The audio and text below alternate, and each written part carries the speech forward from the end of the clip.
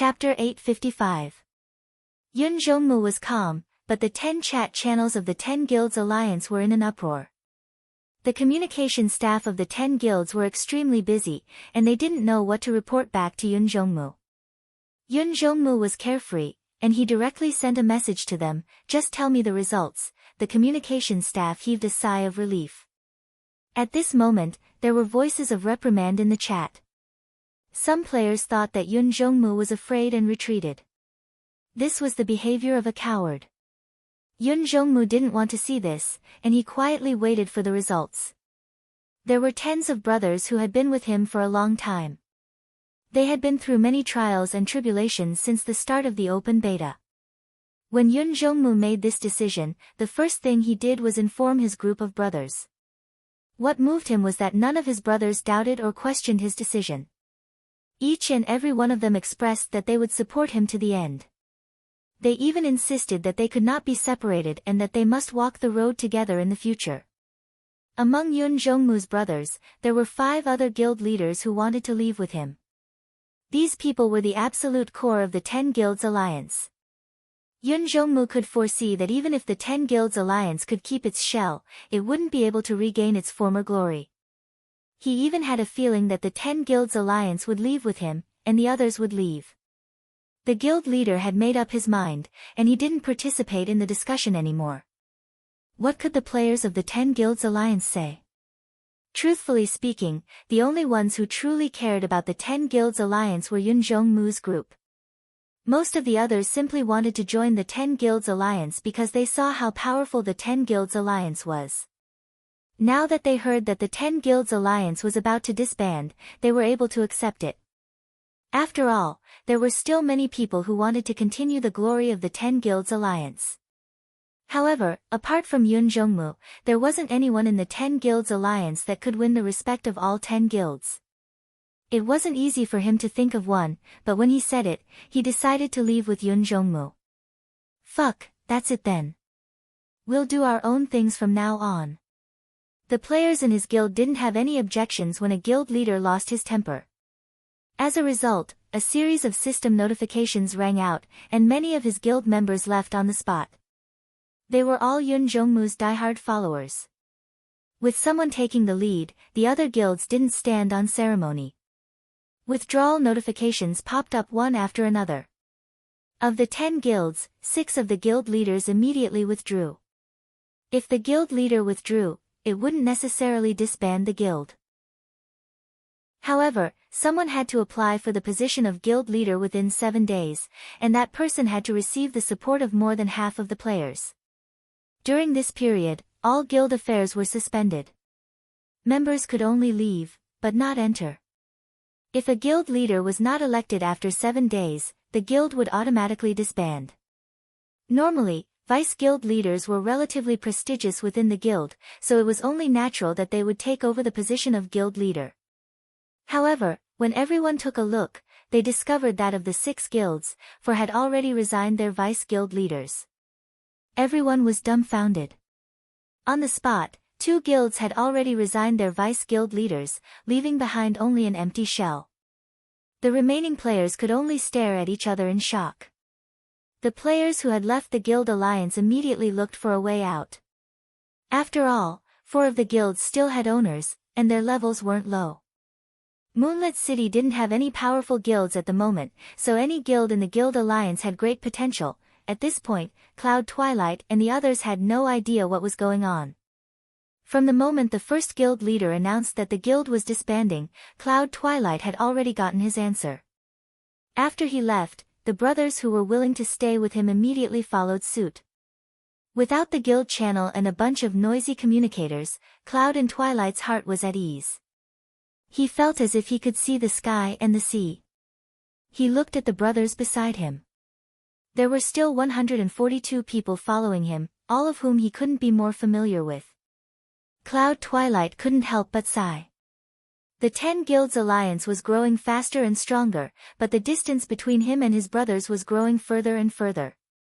Ever since the 10 Guilds Alliance had reached this scale, all of his friends seemed to be experts or guild leaders who weren't part of the guilds. On the other hand, there weren't any newcomers in his own guild. Old Cloud, what do you plan to do next? Tell us, someone said to Cloud Twilight.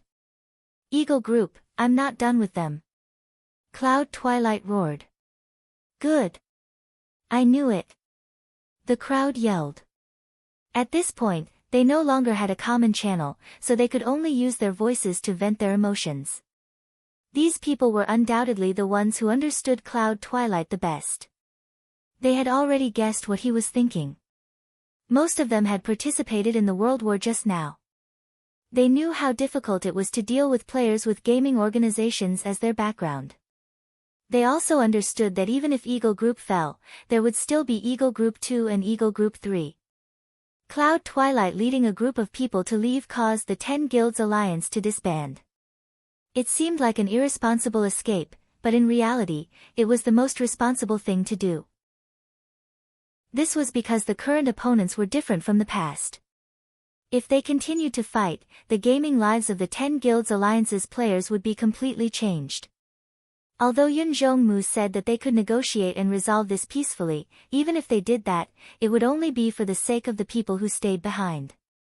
He, Yun Zhongmu, would definitely jump out and fight Eagle Group and Ing Chi to the end. Just like when he fought against Bygone Era, the players of Moonlit City had all come to a compromise. Only he persisted in fighting Bygone Era. Although the current opponents were stronger, Cloud Twilight was still the same Cloud Twilight. What do we do now? Someone asked. The group of people's blood was boiling. They all had the same temperament as Cloud Twilight, and they completely admired his methods. Then let's all come up with a plan. Cloud Twilight was now relaxed. No matter how difficult the situation was, he could still face it in high spirits. Say, why don't we join Boss Sword Phantom's new guild? The first strategist, the famous talkative strategist among the Yun Zhongmu brothers, suggested as usual. However, this time, his suggestion wasn't looked down on, nor was it ignored. Everyone was stunned. They looked at each other and actually began to seriously consider this suggestion. This was the first time in the history of the first strategist strategizing. What does everyone think? Cloud Twilight asked. Those who understood Cloud Twilight immediately knew what he was thinking. For him to ask such a question, it meant that he was already tempted. He was already hesitating. Otherwise, if he didn't agree with the suggestion, he would have already scolded it. Cloud Twilight never pretended to be a democratic person. I'm fine with anything. Duan Yun said. In this group of brothers, Duan Yun could be considered second in command. Old Yun, why are you acting so indecisive? Just one word from you and we'll all follow you. Zhu Xian also spoke up. It was rare that he didn't randomly complain, but said something that everyone liked. That's right, Old Yun, you can make the decision. Everyone said in unison. What I'm saying is that this useless strategist has finally come up with a decent idea. Cloud Twilight said. Amidst the roars of laughter, everyone obviously understood what Cloud Twilight meant. If news of this spread out, the original 10 Guild Alliance might look down on them even more. However, these guys did whatever they wanted and didn't need to explain themselves. Why was it so heaven-defying to join? This was very clear. This was because those guys clearly wanted to compete with Eagle Group, so why did everyone have to do their own thing? They might as well just group up and fight. Moreover, there was a higher chance of success with those guys. After all, everyone wanted to cause trouble for Eagle Group, not give them PK points. Okay, I'll contact them now. Seeing that no one had any objections, even Zhu Xian, who was always messy, didn't make a mistake this time, Cloud Twilight was very happy and immediately contacted people.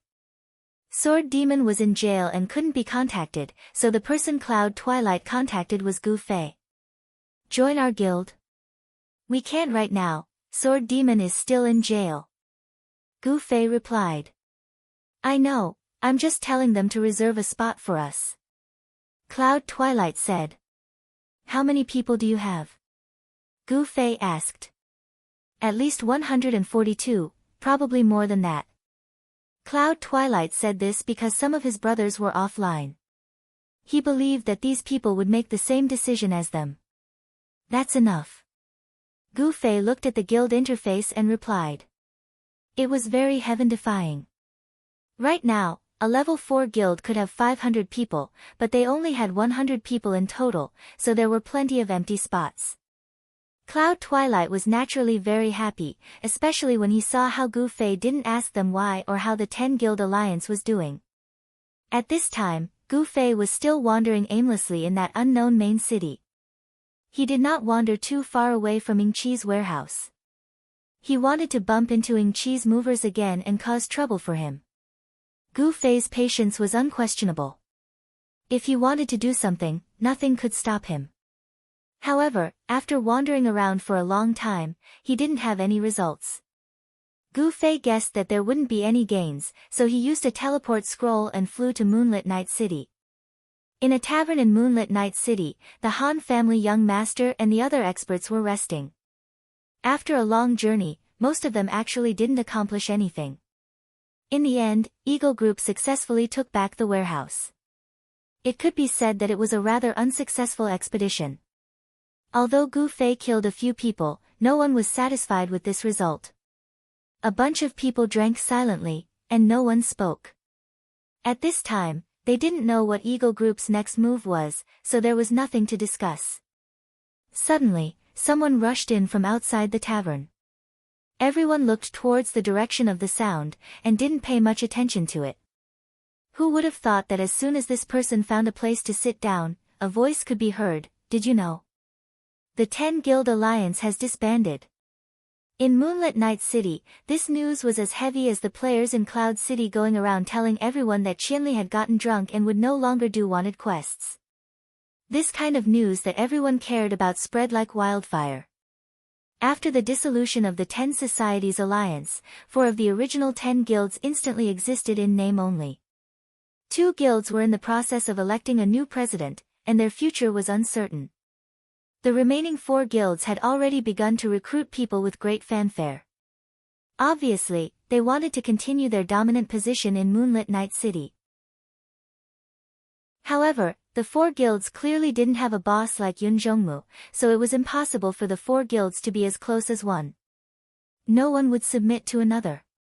It was just that a second ago, they were all brothers under the same banner, and the next second, they suddenly became the most direct competitors.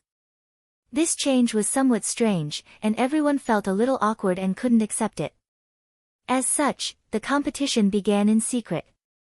After the original guild leaders and vice-guild leaders of the 10 Guild Alliance left, they were all recruited by the 4 guilds. The news of the 10 Guild Alliance disbanding was also released by the 4 guilds. This was to quickly let the players of Moonlit Night City know about themselves. For a long time, the players of Moonlit Night City only knew of the 10 Guild Alliance, and only knew of their boss, Yun Zhongmu. Almost no one cared about which guilds were in the 10 Guild Alliance, and whether or not each guild had a guild leader. But now, it was different. The 4 guilds had established their own guilds, and if no one knew who the guild leader was, it wouldn't be good for them to promote themselves. As such, the 4 guilds spared no effort in promoting themselves.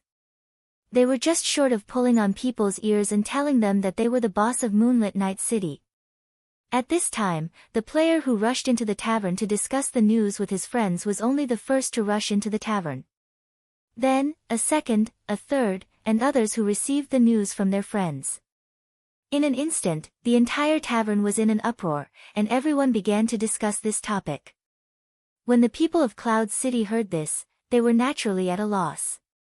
When Yun Zhongmu returned, everything was fine. Why did the 10 Guild Alliance suddenly disband? Could it be that the guild leader ran far away, so there was a mutiny in the guild?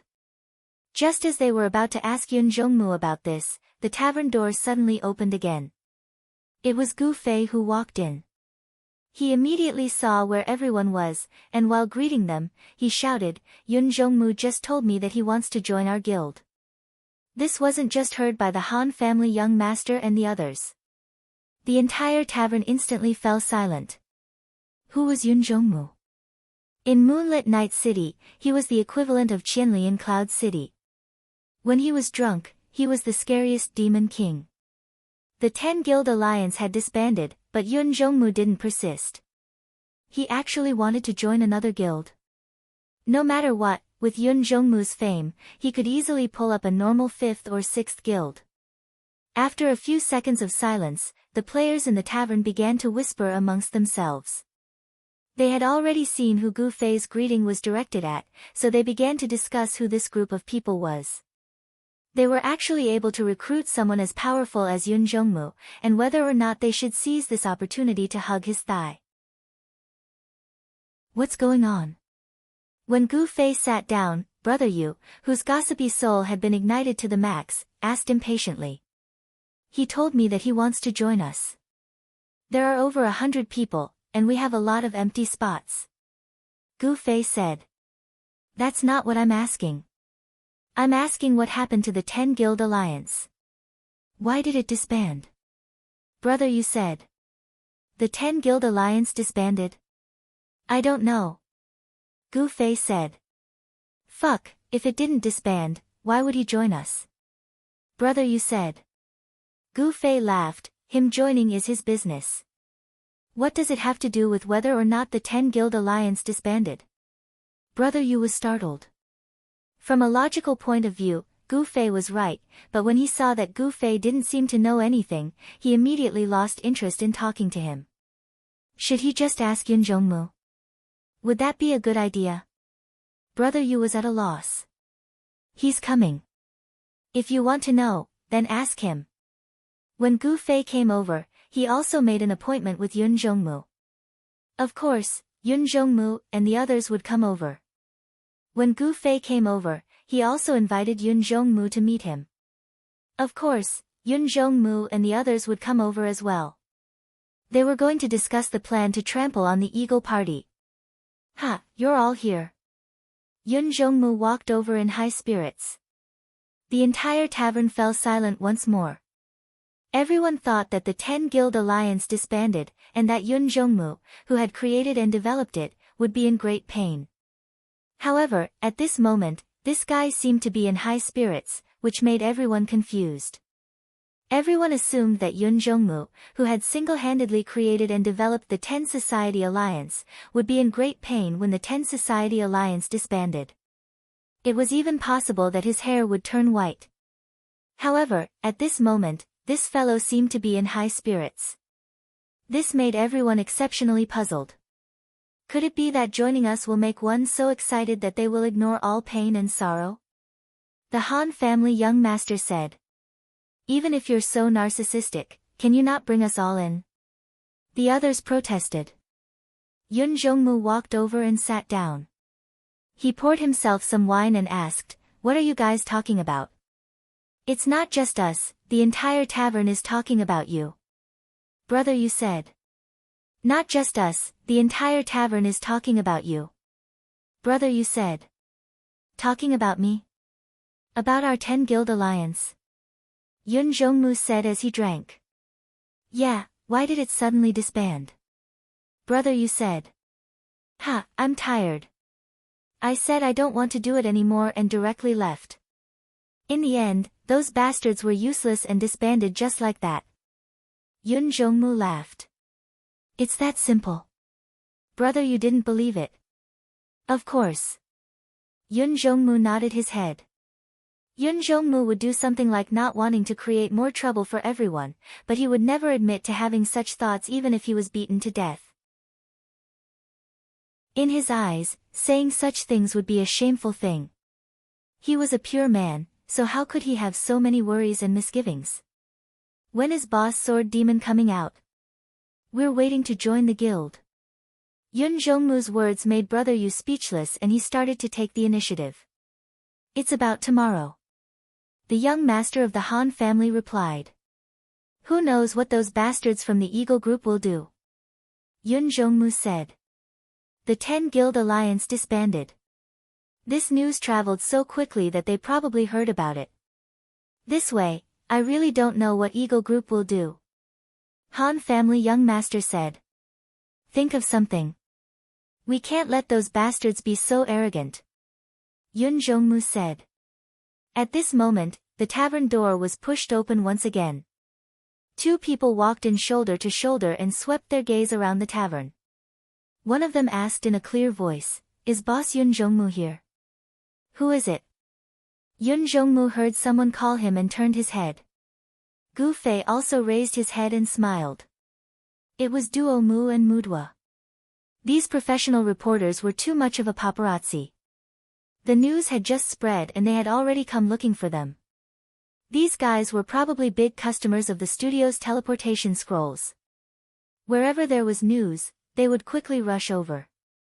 How could they not have teleportation scrolls? Duo Mu and Mudwa looked around and saw that there were quite a few famous people here.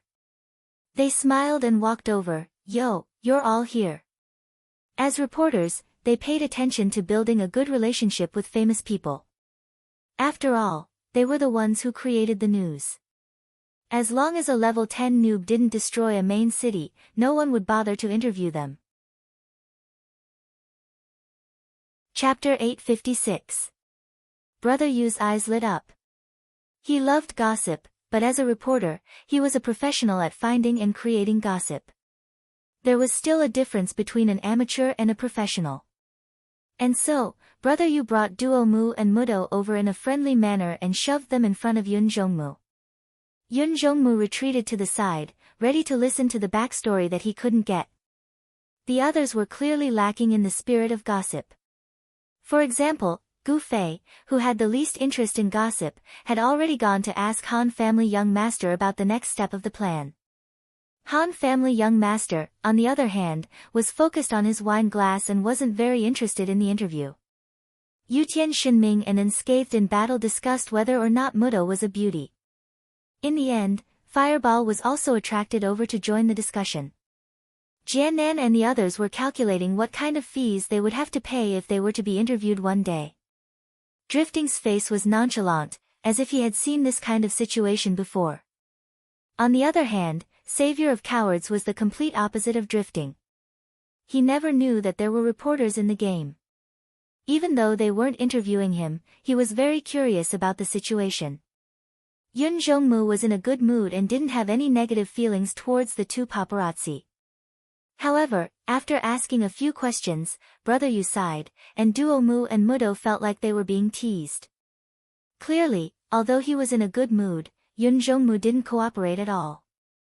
He was completely messing with them, as if he didn't want to reveal his true thoughts and intentions. Duo Mu and Mudo sighed. This first-hand interview was very difficult. It seemed like the report this time would lack a lot of depth. However, the two didn't force the issue. They hurriedly said their goodbyes to the celebrities and left. Yun Zhongmu didn't get much from the interview, but there were still a lot of people that could be interviewed. Duo Mu and Mudo continued to busy themselves. Yun Zhongmu waited for the two to leave and immediately returned to the table. He wanted to continue discussing the issue of Eagle Group with everyone. I've said it before. U10 will disband, so it's impossible to predict what Eagle Group's next step will be. Of course, they'll continue to cause trouble for you. Han family young master said. After Ing Chi takes inventory, they'll need a new warehouse. Perhaps they'll be responsible for moving the goods. Yun Zhongmu guessed. That's a possibility. This must be done by someone who is absolutely reliable. Since Eagle Group can enter and leave the warehouse as they wish, they should be trusted. However, resources are the most important thing for the studio. I believe that under the circumstances where the conditions permit, they will not be stingy with scrolls. Han family's young master said. Sigh, if only we knew where their new warehouse is. Yun Zhongmu couldn't wait to fight with the Eagle Group. Let's just wait and see. Many things have happened today. The Han family young master said. Everyone present nodded. Although many people didn't do much in the details today, the game content over the past 2 days had been extremely rich. Now that it seemed like they had finally entered a full break, everyone let out a small sigh of relief. Of course, the busiest ones right now were Mudo and Mudo. Ever since the conflict between the 10 Society Alliance and Image Studio started, both of them had been paying attention to the news. They wanted to report on the matter, but they didn't expect the situation to develop so quickly. In less than a day, the Ten Society Alliance had already announced its disbandment. Duo Mu and Mudo didn't dare to delay any longer and hurriedly charged into the game to conduct a direct interview. Who would have thought that the main character, Cloud Twilight, would be an impenetrable fortress? The two of them returned empty-handed. After that, the two of them walked around Moonlit Night City. Through their connections, they finally interviewed some other members of the Ten Societies Alliance, including some of the original higher-ups of the Ten Societies Alliance. Of those who remained in their original guilds, 90% expressed extreme dissatisfaction towards Yun Zhongmu and his group of brothers for leaving their guilds in a hurry, which led to the dissolution of the 10 Guilds Alliance. However, Duo Mu and Mudwa, who prided themselves on their professionalism, didn't want their words to be the law. Although they couldn't directly ask Yun Zhongmu's thoughts, they could objectively analyze why Yun Zhongmu said that he was tired through a lot of details. As for what happened during the struggle with Image, the two reporters couldn't find out no matter how hard they searched around Moonlit Night City. Thus, the two of them decided to make a series of articles. They would first report on the current situation, then start digging for the truth from the beginning. That night, when the number of players online was at its peak, the news of the disbandment of the Ten Society Alliance was reported fiercely by Duo Mu and Mudo. At this time, even Yun Zhongmu was waiting for the two's report. When he saw their analysis of him after beating around the bush, he couldn't help but sigh, damn, these two guys really have some tricks up their sleeves. Duo Mu Mudwa was indeed a veteran online gaming reporter with a keen sense of smell. Although Yun Zhongmu didn't cooperate with them, their analysis of his intention to leave the guild was pretty close. The two of them sincerely pointed out that Yun Zhongmu must have felt the immense pressure of the studio's strength in the fight against Image Studio. Most people in the Ten Societies Alliance might not be aware of this pressure, but Yun Zhongmu, who had been fighting on the front lines, was keenly aware of it. He realized that he had no chance of winning, so he resolutely led his group of brothers to leave the Ten Societies Alliance.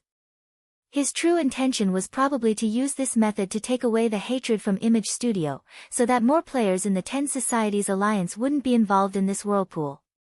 Yun Zhongmu, the leader of the largest guild in the parallel world, as expected of a responsible boss. You guys talk too much. Looking at the report, Yun Zhongmu was half happy and half worried.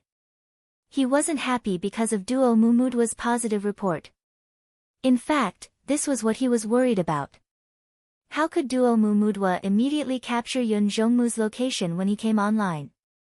In fact, this was more or less because of Yun Zhongmu's secret cooperation. The news of the Ten Societies Alliance disbanding would instantly spread in Moonlit Night City, but for the other main cities, there wasn't much attention and communication.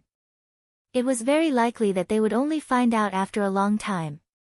Therefore, Yun Zhongmu needed to borrow an outsider's mouth to spread this news as quickly as possible, so that more people would know that the Ten Societies Alliance had disbanded. Why did it disband? Without anyone analyzing, anyone could guess that it was definitely related to the Ten Societies Alliance's recent entanglement with the studio. With the studio's great power, it was believed that a lot of players would feel uneasy. The feeling of the fox mourning the death of the rabbit would cause them to sympathize with the Ten Societies Alliance. If Ingqi's studio or the Eagle Group continued to attack the old members of the Ten Societies Alliance, they would definitely incur the wrath of the public. This was something that the studio absolutely wouldn't dare to do. They were far more concerned about their image in the eyes of the players than guilds. Yun Zhongmu didn't dare to determine whether Ingqi's studio had too much personal hatred towards them. He was worried that even if the guild disbanded, Ingqi would still not give up. Therefore, he secretly cooperated with the others to spread the news of the Ten Societies Alliance's disbandment throughout the parallel world as fast as possible, hoping to use the public's mouth to stop Ingqi from making a move.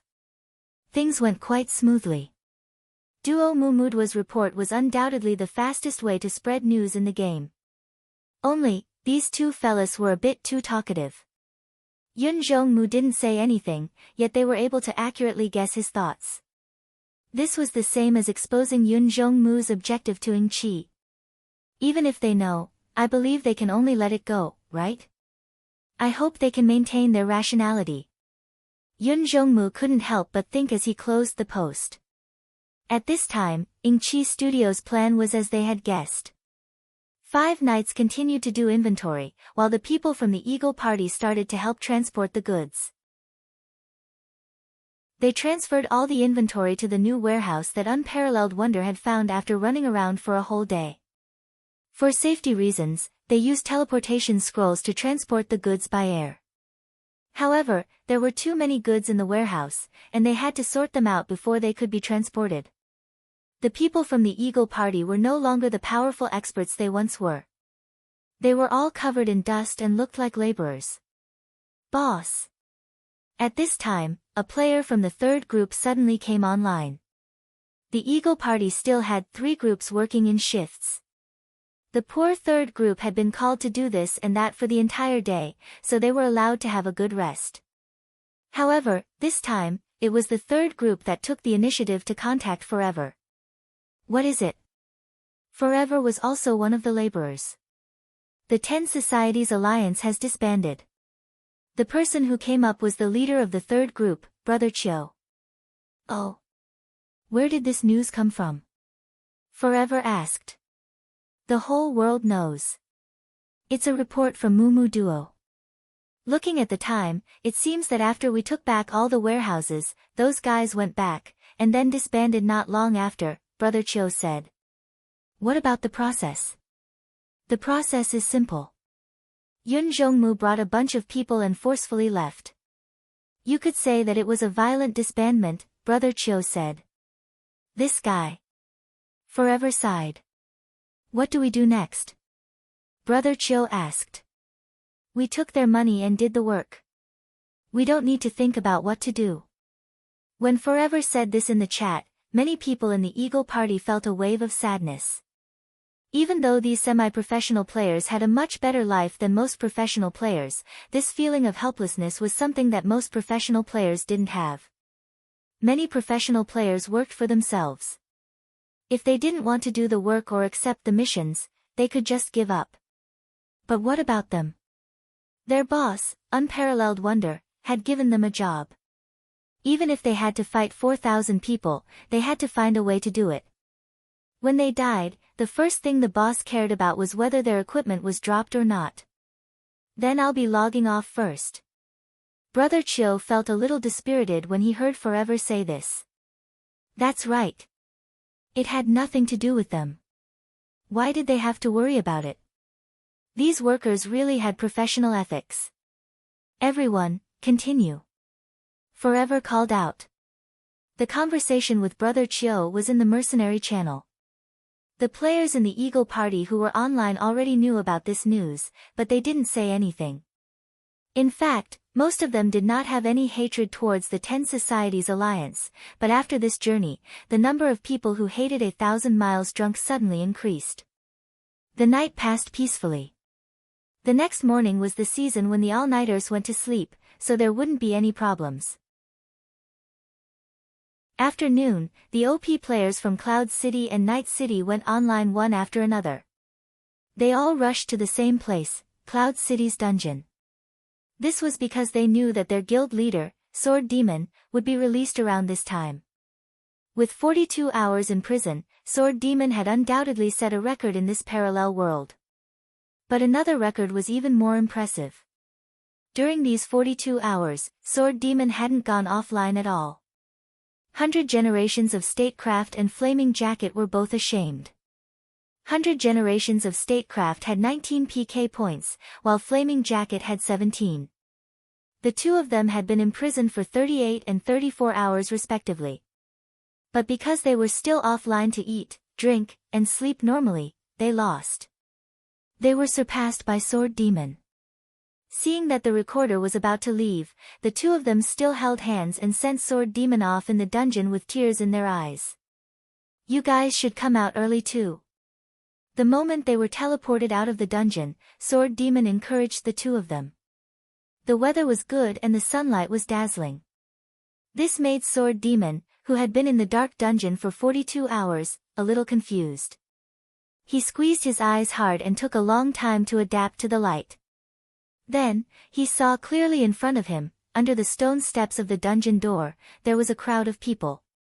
Hasn't the crisis been resolved? Sword Demon was startled. He was about to reach for his dagger, but soon, several familiar faces flashed in front of him. You're out. Brother Yu wasn't good at anything, but he was pretty good at talking. You've worked hard. Unscathed in battle patted him on the shoulder. This belongs to you. Yutian Shinming handed over a silk banner. Sword Demon took it and looked at it. There were 4 big words embroidered on it, Dungeon Vanguard. Sword Demon didn't know whether to laugh or cry, but he knew that this kind of thing couldn't be produced in the game.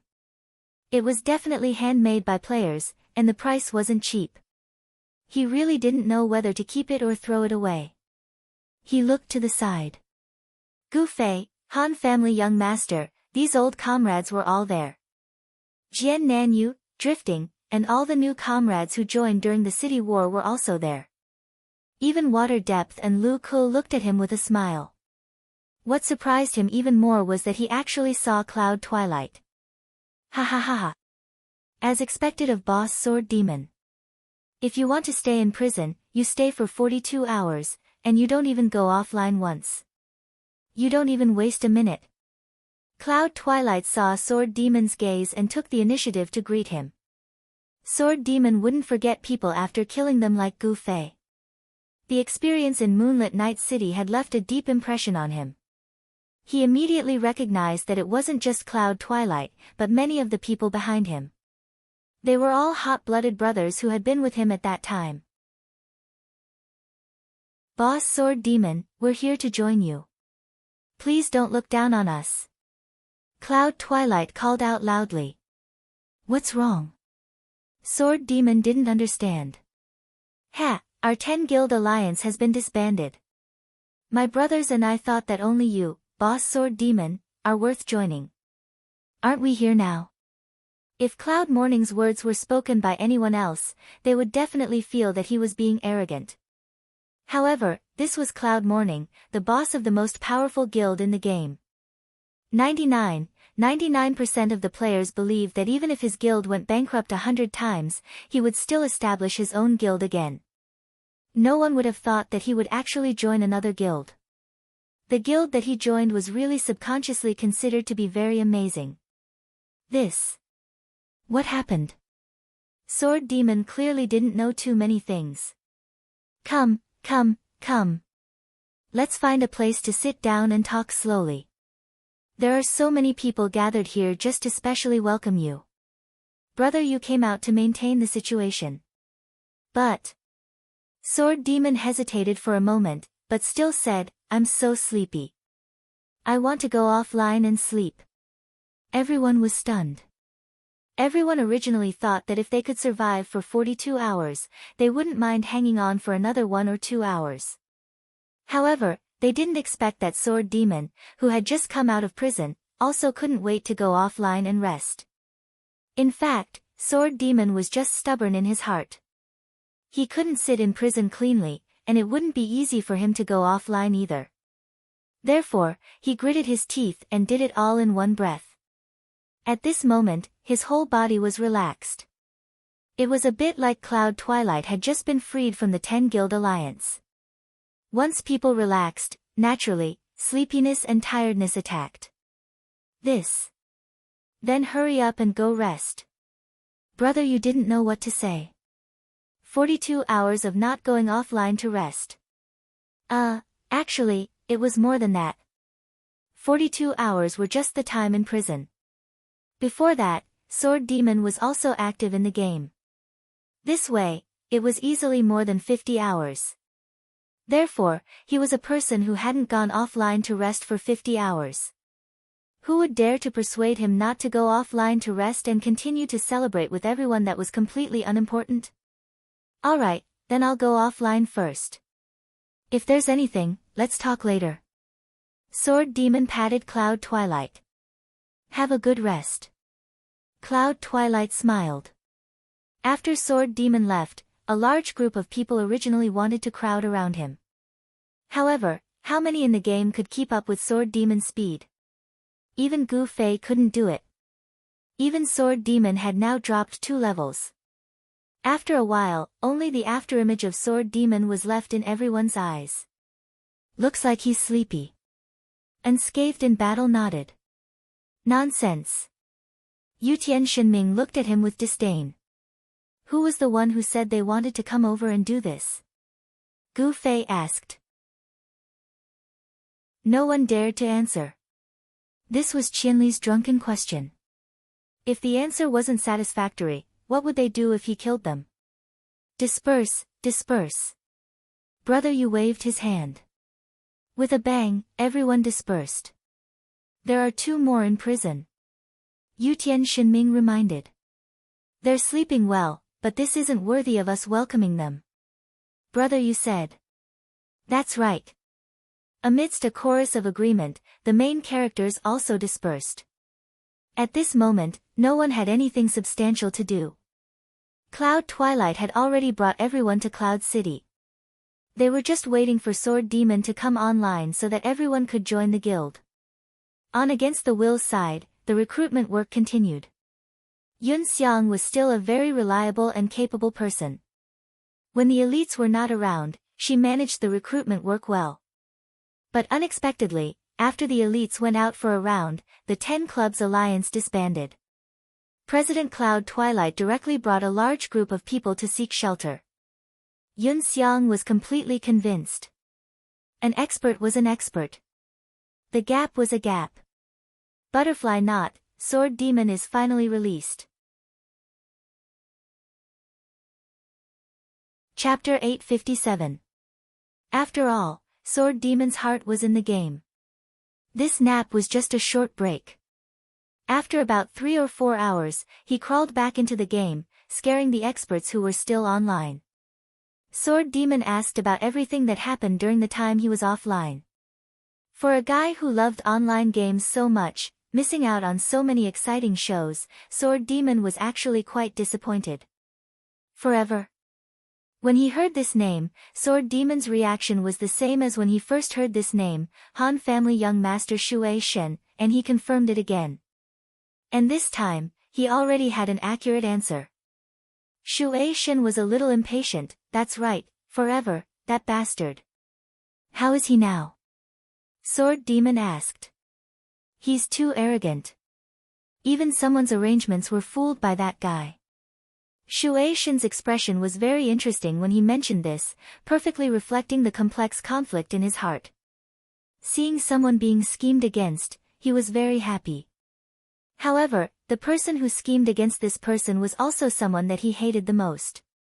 He was looking forward to seeing this person suffer a setback.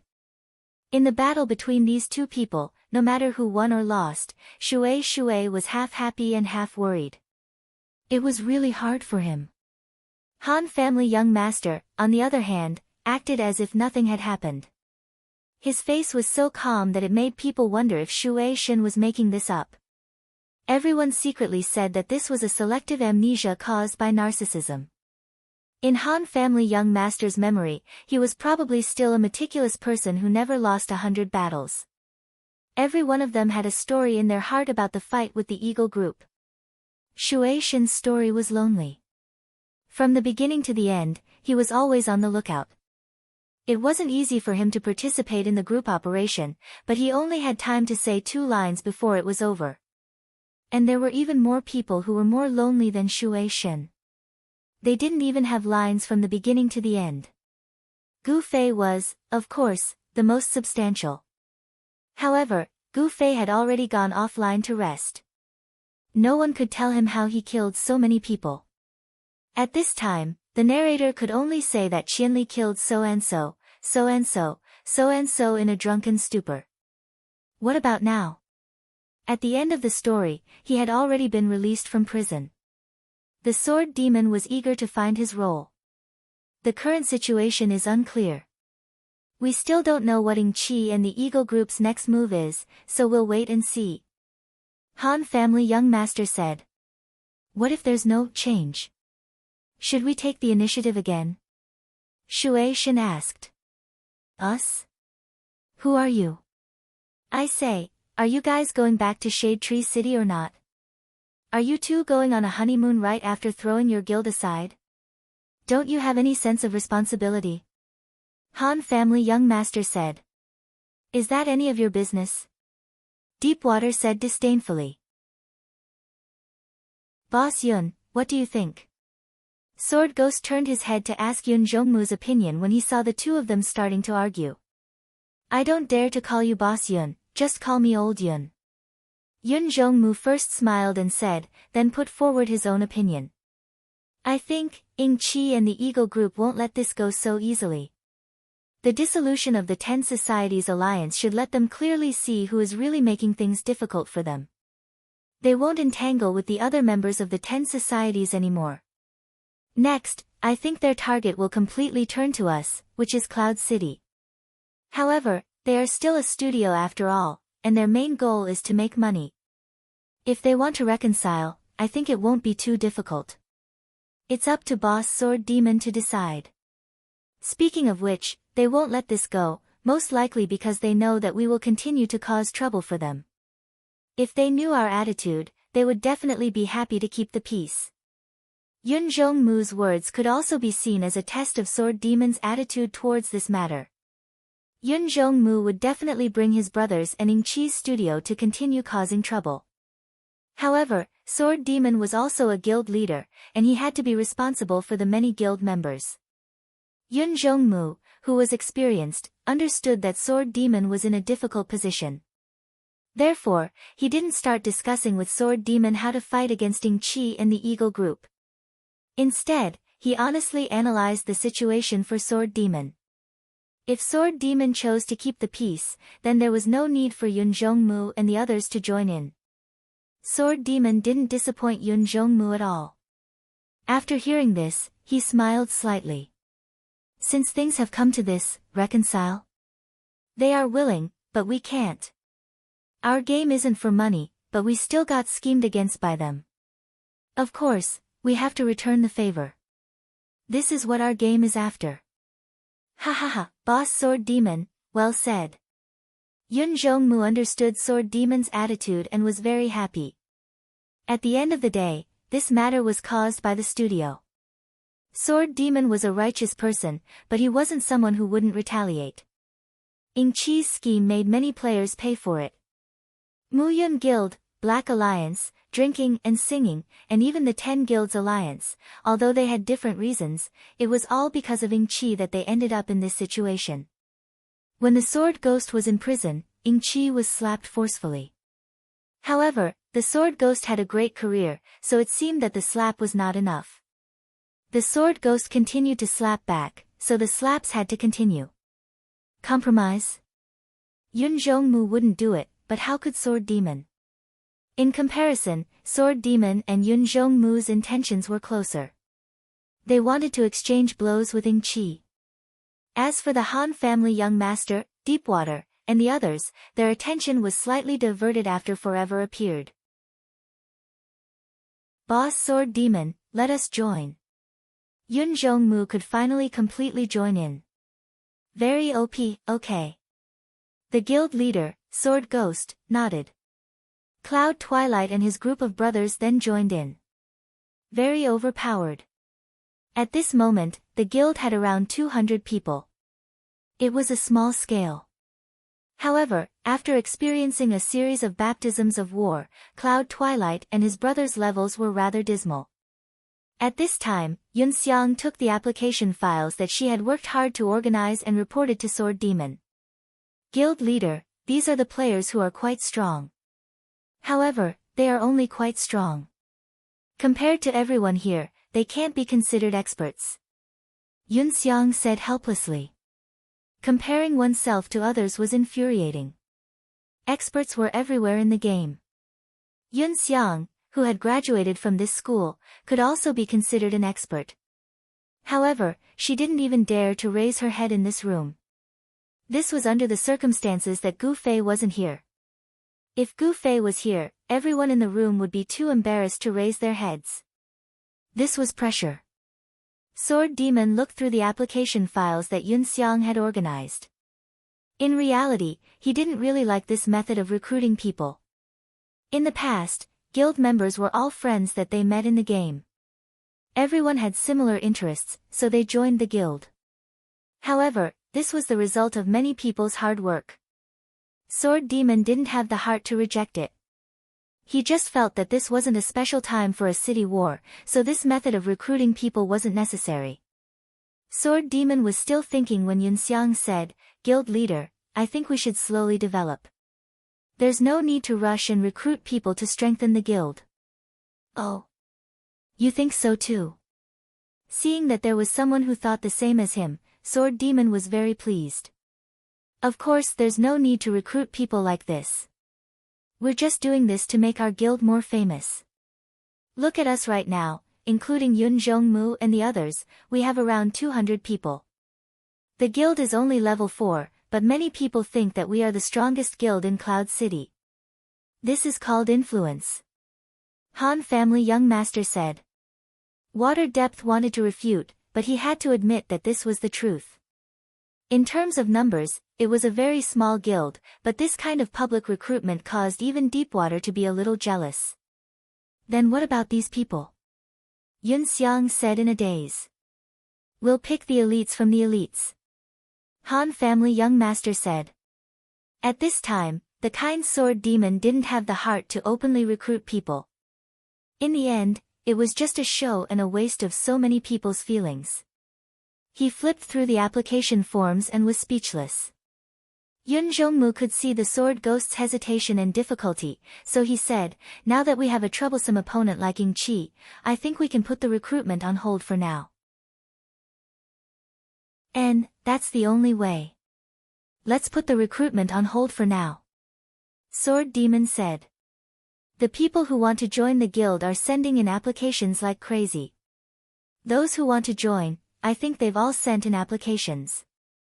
Now it's time for us to sort things out." Yun Xiang smiled bitterly. "Thanks for your hard work." Sword Demon didn't know what to say. He wasn't a person who was good with words. "We can't just wait around for Ying Qi and Eagle Group. I think we should think of a way to take the initiative to grasp the situation," Yun Zhongmu suggested. "I'll have Yunteng's people pay attention to the movements in the studio circle." Han Family Young Master's tone made it seem like Yunteng's studio was his little brother. "In the game, I've visited the city over there and learned a bit about Eagle Group. But right now, we don't need them. They're busy moving goods, right? Brother, you said 100 main cities. These people's range of action is a bit exaggerated. It really isn't easy to grasp. Everyone, try to use the resources of your friends," Han Family Young Master said. "Actually, there's a person we can use." Drifting, who usually didn't speak much, suddenly spoke up. "Use? Despicable." Yutian Shenming was already starting to look down on him. There were so many internal conflicts that Yun Zhongmu couldn't take it all in. Yun Zhongmu could also see that these were real conflicts and not just jokes between friends. "Who is it?" "Brother," you ignored Yutian Shenming and asked Drifting. "Duo Mumudwa." Drifting said the name, and everyone suddenly understood. Duo Mumudwa's identity was special. When they wanted to find someone, they could use their connections and sometimes even get support from the game company.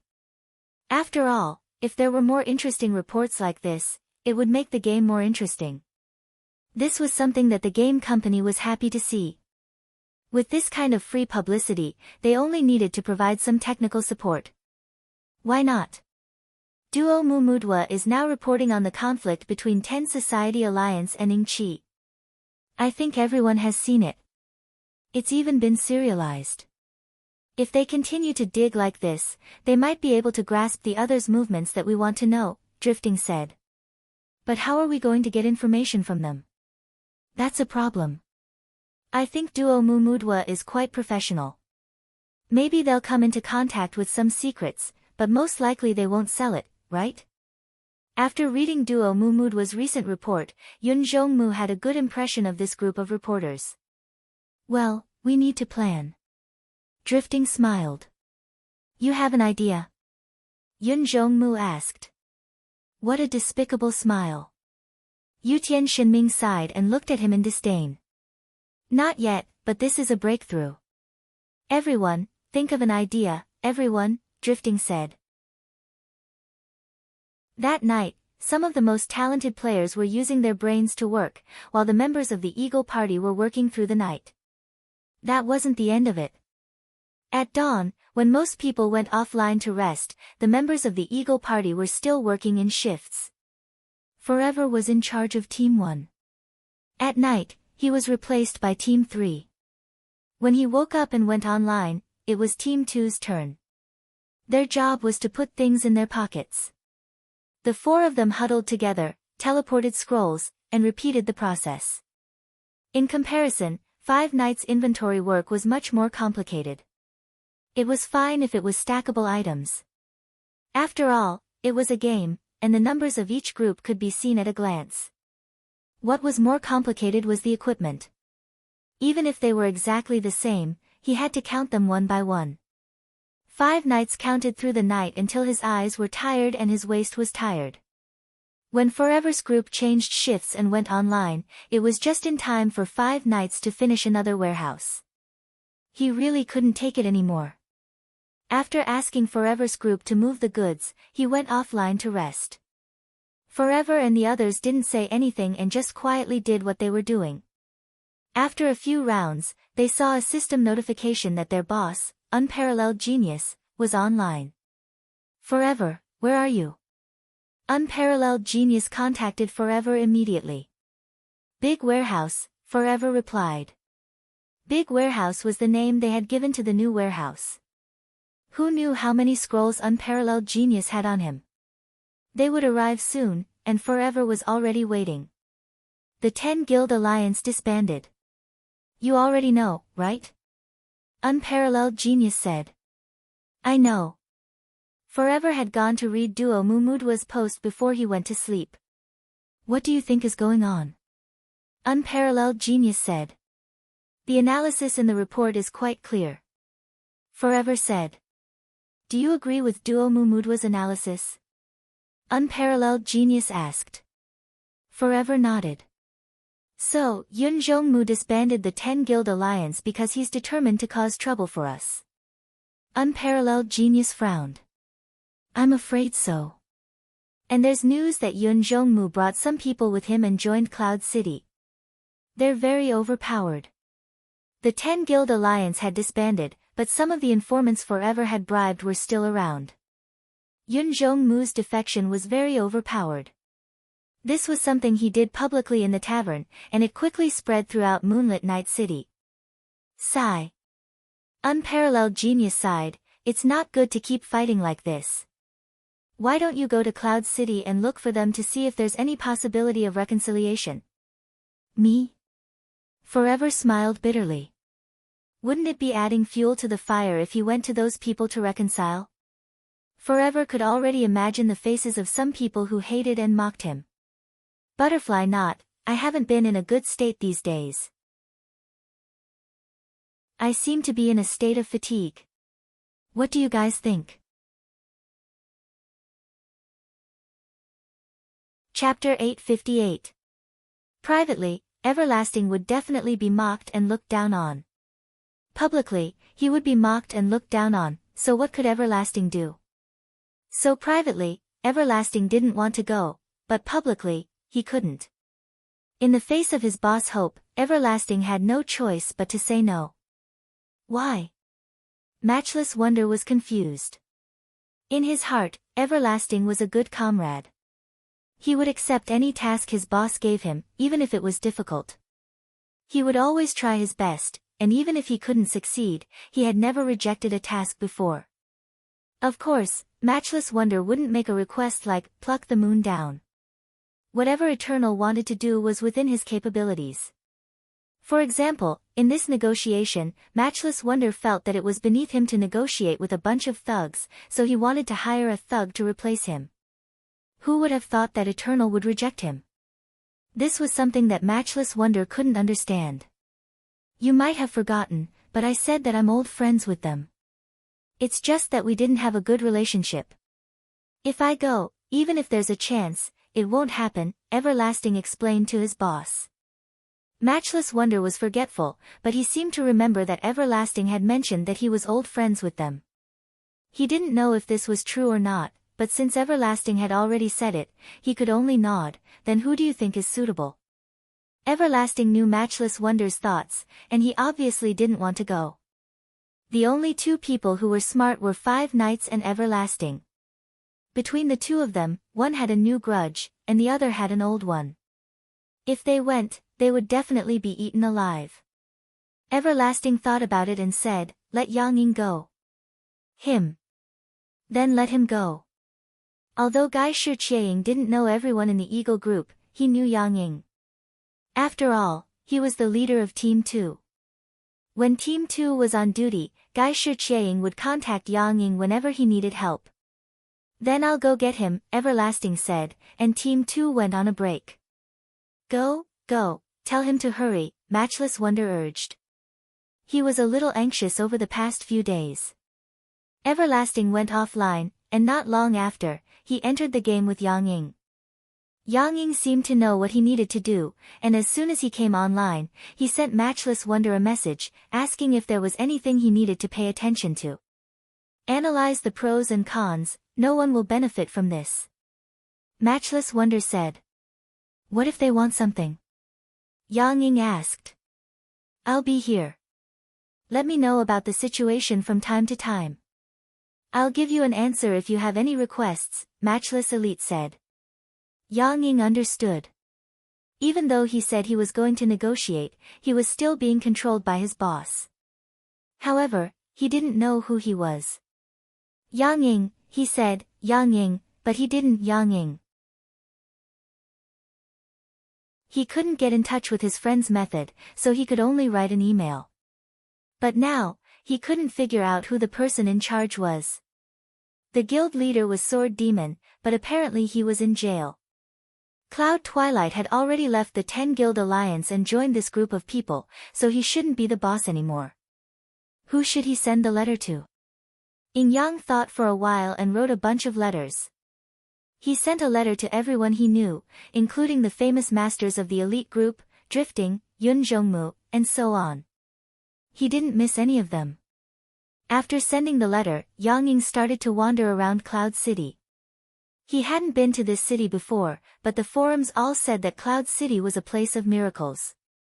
Although the series of miracles were all produced by the same group of people, for such a group of famous experts to be sent to this main city when it was randomly spawned, this coincidence was already the greatest miracle. Is it really that amazing? Yin Yang mumbled as he walked around, waiting for the system notification to reply to his mailbox. On Against the Heavens side, a bunch of people continued to discuss the topic of multi-tree Mudo. Yutian Shinming and Unscathed in Battle came up with a few brainless ideas, but after being looked down on by everyone, they finally shut up. Brother Yu, who loved to observe, noticed that Drifting hadn't said a word during this whole process. His expression was weird, so he quietly moved next to Drifting and patted him. You actually had an idea, right? Everyone's eyes instantly focused on Drifting. Let's hear everyone's opinions first. Drifting wasn't in a hurry. Stop nagging. If you had an idea, why didn't you say it earlier? Yutian Shinming had come up with 2 ideas, but they were looked down on. Now, he was filled with anger. He was waiting for someone to look down on. If it was Drifting, then it would be killing 2 birds with 1 stone. Multi-tree Mudo is really famous in the game circle, Drifting said. No shit. Yutian Shinming had already started. But there aren't many people who have actually seen them. Bullshit. I've seen everyone in this room. Yutian Shinming continued. Whose kid is it? Is there anyone here? Drifting asked around. Yutian Shinming was about to jump up, but a bunch of people had already taken him down. They almost tied him to a bench. Han family young master, of course, didn't want to do this kind of rough work. He looked at Drifting. You mean, we should find 2 people to pretend to be multi-tree Mudo and take the chance to get close to them? Drifting nodded. If they're multi-tree Mudo, it's possible that they know where their new warehouse is. That's not necessarily true, Han family young master said. Drifting smiled. It's possible that we don't know where it is, but we might be able to get in. In fact, I think there's an 80% chance that Ing-Chi will do that. Those with slower reactions didn't immediately understand what he meant, but the Han family's young master understood very quickly. They didn't know where it was, but they could get in with a teleportation scroll. The room would display the second coordinate, so they couldn't tell where it was in the main city. If Ing-Chi wanted to let Multi-Tree Mudo see the warehouse but didn't want to expose its location, it was simple. So what if we can get into the warehouse? Han family young master asked. I happen to have such a thing here. Drifting took out a scroll and showed it to everyone. Everyone took a look. Magic scroll, teleportation gate. Opens a direct passage to a foreign space. Lasts for 1 minute. There are 2 steps to use this scroll. The first step is to set the coordinates of the entrance on the scroll. The second step is to use the scroll at the exit. Then the teleportation gate will appear, Drifting said. Can we enter a room without permission just like that? Someone asked. You can form a team in advance. Han family young master already understood what drifting meant. Entering a room required permission from the owner of the house. But for a team, if the permission was given to the team leader, it would be given to the whole team. This was also a convenience set up by the game to simplify the operation. What's the use? If someone finds out something's wrong, they can kick everyone out. Someone was still doubtful. Disband the team after entering the room, Han family young master said.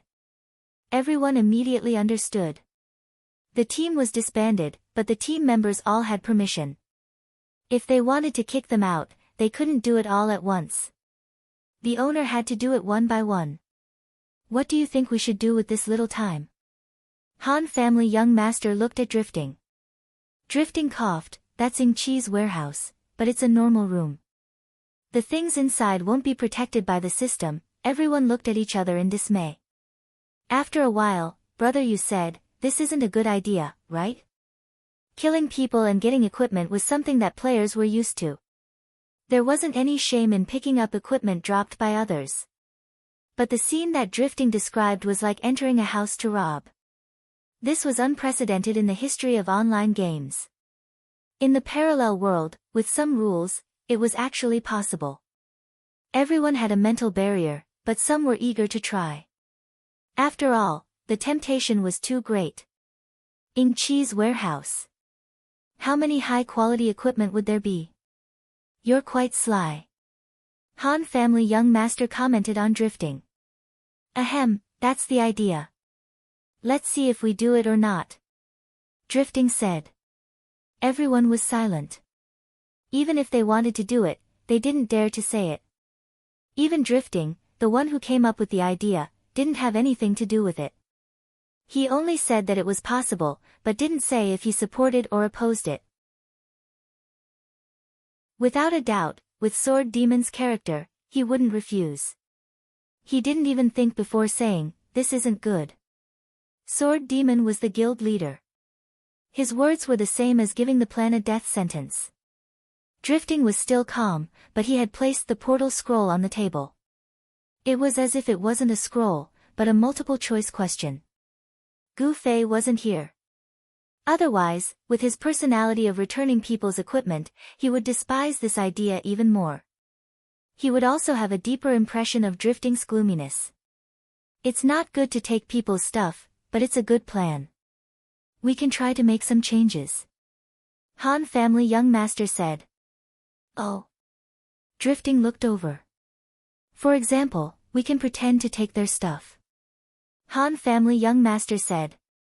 Huh. Then we can pretend to forget. Unscathed in battle asked. Han family young master rolled his eyes and ignored unscathed in battle. He continued, this way, we will have the upper hand. Ing-Chi will chase us at all costs. Then, we can kill to our heart's content.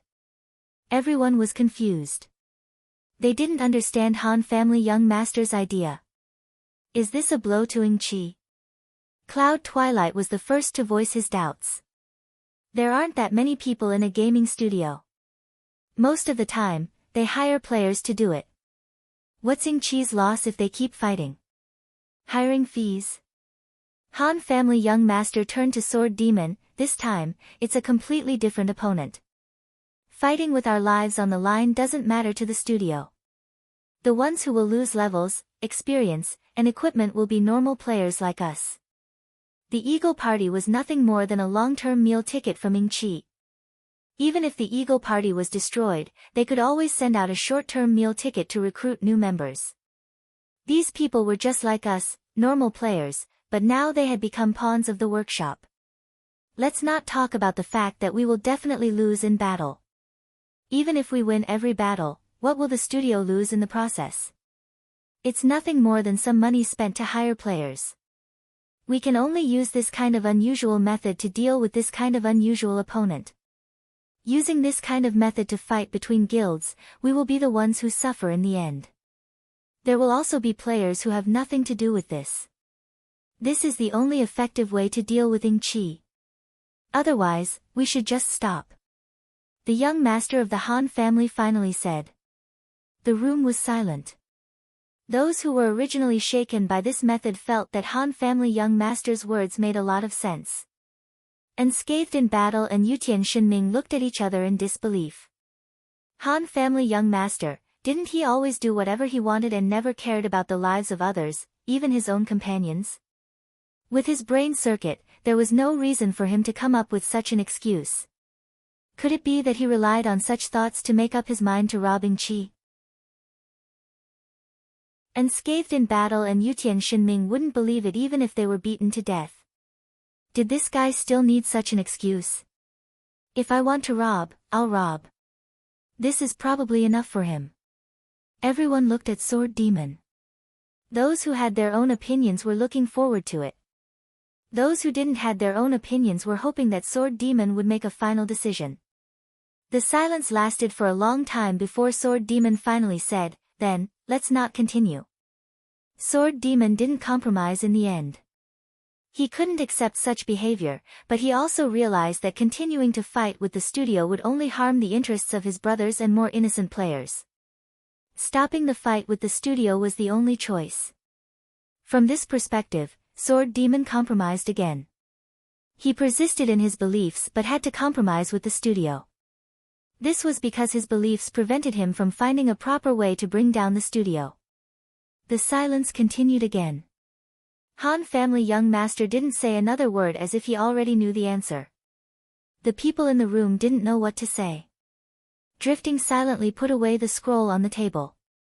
I'm going out for a walk. There are a lot of emails, I'll go take a look. Yun Xiang was the second to leave. There are still a lot of things in Cloud City that I need to familiarize myself with. I have to hurry.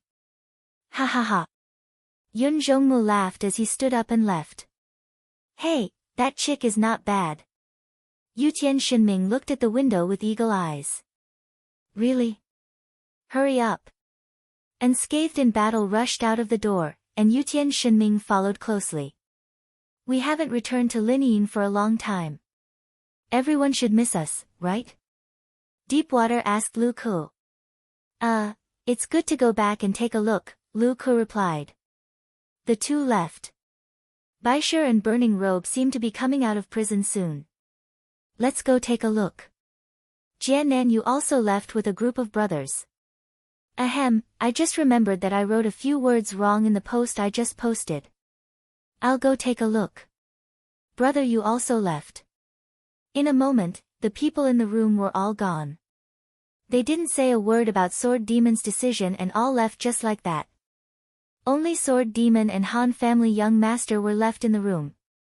I've disappointed everyone. Sword Demon sighed. He had such a belief, but he knew that not everyone would be the same as him, and he would never force others to be the same as him. So he thought that his decision would probably make a lot of people unhappy. I think they should be relieved of a huge burden. The Han family's young master said. Sword Demon didn't understand. No matter what kind of excuse you have, this method isn't very good. I think everyone has some obstacles in their hearts. They want to do it, but they don't want to do it. Now that you've rejected it, they might as well just ignore it, Han family young master said. I hope so. Sword Demon sighed. The people who left the guild base basically went their own ways. Some went to level, some went to do quests, and some went to the market. The first to walk through the city gate was Yun Jongmu. His group of brothers, including himself, had all lost a level this time, so they were very eager to level up. At this time, he also wanted to go to the leveling area to meet up with the others. When he passed by the city gate, he conveniently picked up a letter from the mailbox. Players who didn't have urgent matters wouldn't rush to the mailbox as soon as they received a notification. They would just casually glance at the mail when they passed by. The game was also filled with small advertisements, especially for studios. Directly sending private messages to players was their most common advertising method. For people like Yun Jongmu, who was on the leaderboards and was the head of a big guild, the big studios didn't even bother to greet him. They already listed him as their studio's VIP member. There were often letters saying what kind of equipment they had recently gotten, and that they were welcome to write in and inquire about it. Yun Jongmu had been busy recently, so he didn't really think to look at his mailbox. At this time, when he flipped through it, there really were a lot of advertising letters. It was clear that the recent fiery battles of the 10 Guilds Alliance had attracted many studios. For them, this was an excellent opportunity to make money from the war. They all sent letters to Yun Jongmu to sell all kinds of equipment, battle tools, magic scrolls, etc. Yun Jongmu casually flipped through these letters, and very quickly found a letter from Soaring Eagle. Soaring Eagle. Yun Jongmu, who had researched a lot of information on the Eagle Group, obviously knew this name. He opened the letter in astonishment and discovered that the other party wanted to meet up and have a good talk. Twilight in the Cloud immediately announced the news in the guild channel. He even sent a private message to Sword Ghost to inform him of the situation. Oh. They're taking the initiative to talk. That's not bad. Han family young master was a little more spirited after hearing this. When he wanted to extort money, he was very ruthless. This time, Sword Demon didn't say anything else. After all, the studio had caused them a lot of losses. It was not unreasonable to give everyone some compensation. Unfortunately, it's not forever. Han family young master was regretful. If it was this guy, they could still kill him after the talk. Do you want to meet him? Yun Jongmu asked. He was now next to the mailbox, waiting for a reply. Of course, he didn't know that Soaring Eagle had sent letters to all of them. Go back, ask him to meet at Little Ray's bar. Han family young master told him where the representative of Cloud City was. Players who came to Cloud City couldn't not go to Little Ray's bar for a drink. Okay. Yun Jongmu replied and waited for a reply. He hadn't received any news for a long time, and just as he was getting impatient, he saw a person walking towards the mailbox. No matter how he looked at it, Yun Jongmu felt that the person was a little familiar. However, other than his friends in Cloud City, he didn't have any good friends like this. Just as he was wondering, the person had already taken the initiative to speak. Boss Yun, hello. Soaring Eagle. Yun Jongmu reacted.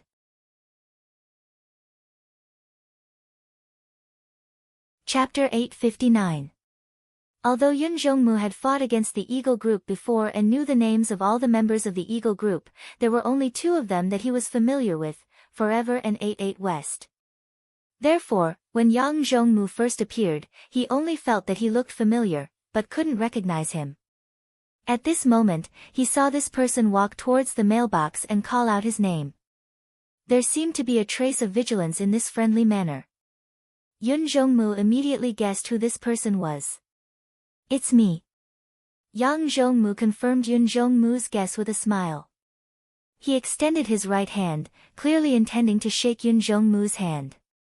However, Yun Zhongmu's face seemed to be covered in a layer of frost. He didn't smile at all, and even ignored Yang Zhongmu's extended hand. He coldly said, "To Little Ray's bar." Then, he walked out of the city gate without looking back. Yang Zhongmu smiled bitterly.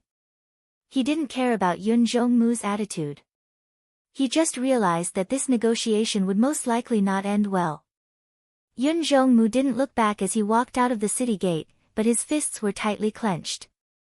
At that moment, he really had the urge to fight Yang Zhongmu, but he resisted the urge. After telling Sword Demon that Yang Zhongmu was here, he didn't rush to Little Ray's bar. Instead, he went straight to the leveling area outside of Cloud City.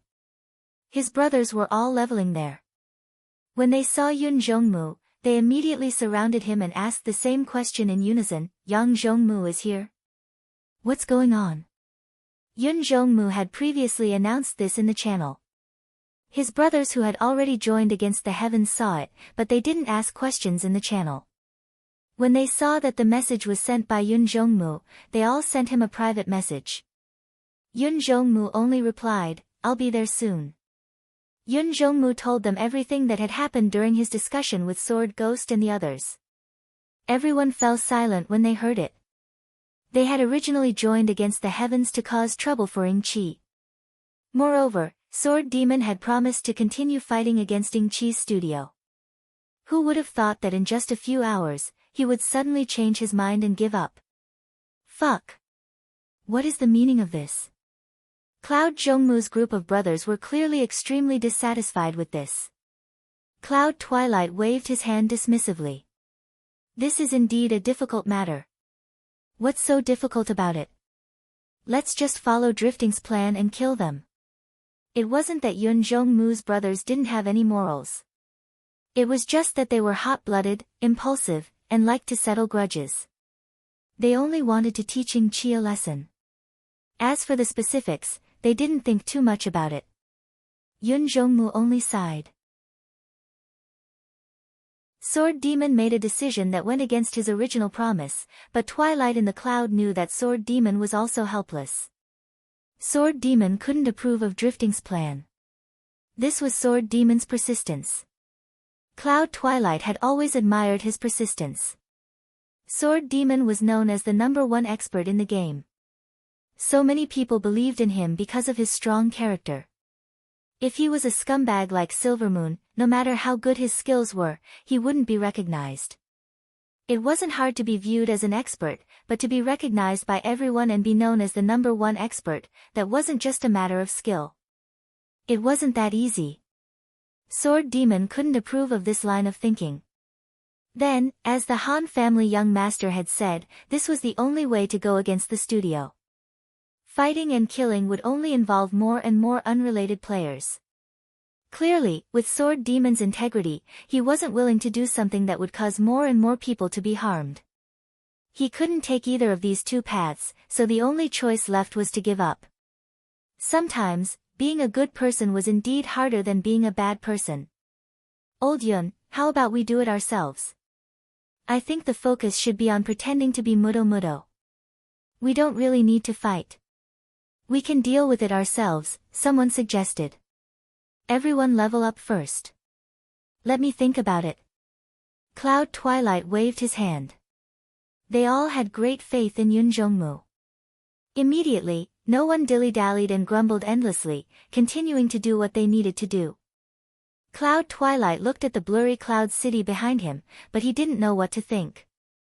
In Cloud City, although Yang Ying heard Cloud Twilight ask him to go to Little Ray's bar, he still went to check his mailbox. In the end, it was still Cloud Twilight who asked him to go to Little Ray's bar. Moreover, it was even less than what Cloud Twilight had told him directly. There were only the words, Little Ray's bar, in the letter. Clearly, Cloud Twilight hated the Eagle Group so much that he didn't even want to write anything more. Yang Ying took the letter and didn't think too much about it. He walked and asked questions as he went in the direction of Little Ray's bar. Yang Ying was alone and an assassin, so he was naturally very fast. When he arrived at Little Ray's bar, he didn't see the person he wanted to see. Originally, he thought that Cloud Twilight would be there for the negotiation, but he didn't expect Cloud Twilight to leave without even looking at him. Yang Ying had been guessing who he would meet along the way. However, when he arrived at Little Ray's bar, there was no familiar face, and no one took the initiative to greet him. Yang Ying stood there in a daze, not knowing what to do. "What do you need?" The enthusiastic Little Ray greeted the player who had been silent since he entered the bar. "I am looking for someone who is very overpowered," Yang Ying replied. "Oh, they'll be here soon. You can wait here for a moment." Little Ray enthusiastically led Yang Ying to a private room. Obviously, someone who was very overpowered had already greeted Little Ray. Yang Ying sat in the private room and looked around. This was the most famous bar in the parallel world, but on the surface, there didn't seem to be anything special. "How is it? Did you make an appointment?" At this time, Matchless Genius took the initiative to ask Yang Ying about his progress. "Yes, I'm waiting," Yang Ying answered truthfully. "Good." Matchless Genius only replied with this one word. Yang Ying waited for a long time, but no one came. He wasn't the other party's friend, so he couldn't send a message to ask. However, it would appear that the owner of the tavern was acquainted with the other party. Soaring Hawk was growing impatient. Just as he was about to call out to Xiaolei to ask about the other party, the curtain to the private room was suddenly pulled open. In walked one of Soaring Hawk's assassins. Boss Sword Demon. Yang Ying immediately realized who this person was. Those who participated in this negotiation had to have some say in it. They knew a little about very overpowered situation. They knew that Young Master's elite group was the core, and there were other experts like drifting. However, there was only one assassin who had the right to speak, and that was Sword Ghost, the guild leader of Very Overpowered. "That's me." Sword Demon nodded. "I'm Yang Ying." Yang Ying also introduced himself. After Sword Demon, more people entered the room. Han Family Young Master, Brother Yu, Yutian Shinming, and Unscathed in Battle. It seemed like there were more people behind them, but Unscathed in Battle turned around and shouted, "Don't go in, there's no room. You go out too. How can this row fit 5 people?" Yutian Shinming pushed Unscathed in Battle out. The layout of this private room was a table against the wall, and there was a row of benches on both sides. If there were 3 people on each side, it would be perfect. If there were 4 people, it would be okay, but if there were 5 people, even on the bus during rush hour, they wouldn't be able to sit like this. "You go out." Unscathed in Battle obviously wouldn't be so obedient and fight with Yutian Shinming. In terms of strength, Yutian Shinming obviously didn't have an advantage. The small private room didn't have much agility, but this guy was shameless, dragging Brother Yu with him. However, 2 + 1 still couldn't beat Unscathed in Battle. Brother Yu hurriedly gave himself and Yutian Shinming a power blessing each, and they barely fought to a draw. Yang Ying was dumbfounded. Was this the legendary number 1 warrior, number 1 mage, and number 1 gossip? This was the child elite group that won the mercenary group competition with 6 people? This was the core of a heaven-defying guild that managed to secure victory by forming a guild at the last minute during the city war? What kind of mess was this? Are you guys done? Han Family Young Master was furious. However, although there weren't many people who dared to look down on Han Family Young Master, they didn't necessarily listen to him. This shout didn't have any effect at all, and the 3 continued to drag and pull. Unscathed in Battle was a little anxious after attacking for a long time. He was extremely dissatisfied with the 2 of them fighting 2 against 1. "Brother Yu, let go. I'll throw this brat out." "Brother Yu don't want it. After he throws out, I'll definitely throw you out. His butt is big, he has to sit with 2 people." Yutian Shinming said. There's still space here." Yang Ying said weakly. They were all famous experts, but now they were fighting so unskillfully for a seat. Yang Ying couldn't stand it anymore. "Scram, who wants to sit with you?" Yutian Shinming wasn't polite at all to Yang Ying. Yang Ying was also angry, but at this moment, he could only bear it and keep quiet. They were still in a stalemate. Unscathed in battle felt someone pat him from behind. He was furious. Who is it? It's me. The person behind him said. Qianli, you came at the right time. Help me kill these two shameless people. Unscathed in battle said. Who's shameless? Who's shameless? Fuck, who's first? Yutian Shinming shouted. No shit, you're a fucking archer. If Unscathed in battle didn't have the speed, he wouldn't be the last to enter. What are you fighting for? Let me in first. Gu Fei shouted from behind. There's no more space. The people inside all shouted. How is that possible? Can't there be 8 people here? Gu Fei glanced inside and saw an empty space. He used teleportation and directly flashed inside. Without any hesitation, he sat next to Yang Ying. Qianli drunk. Yang Ying immediately called out Gu Fei's name. You are. Gu Fei was the same as Yun Zhongmu. He knew all the names, but he didn't quite match up with the person. Yang Ying. Yang Ying replied. Then, Qianli drunk took out a small notebook from his pocket. He flipped it open a few times, shook his head, and put it back in his pocket. He looked at Yang Ying and said regretfully, there's no PK value.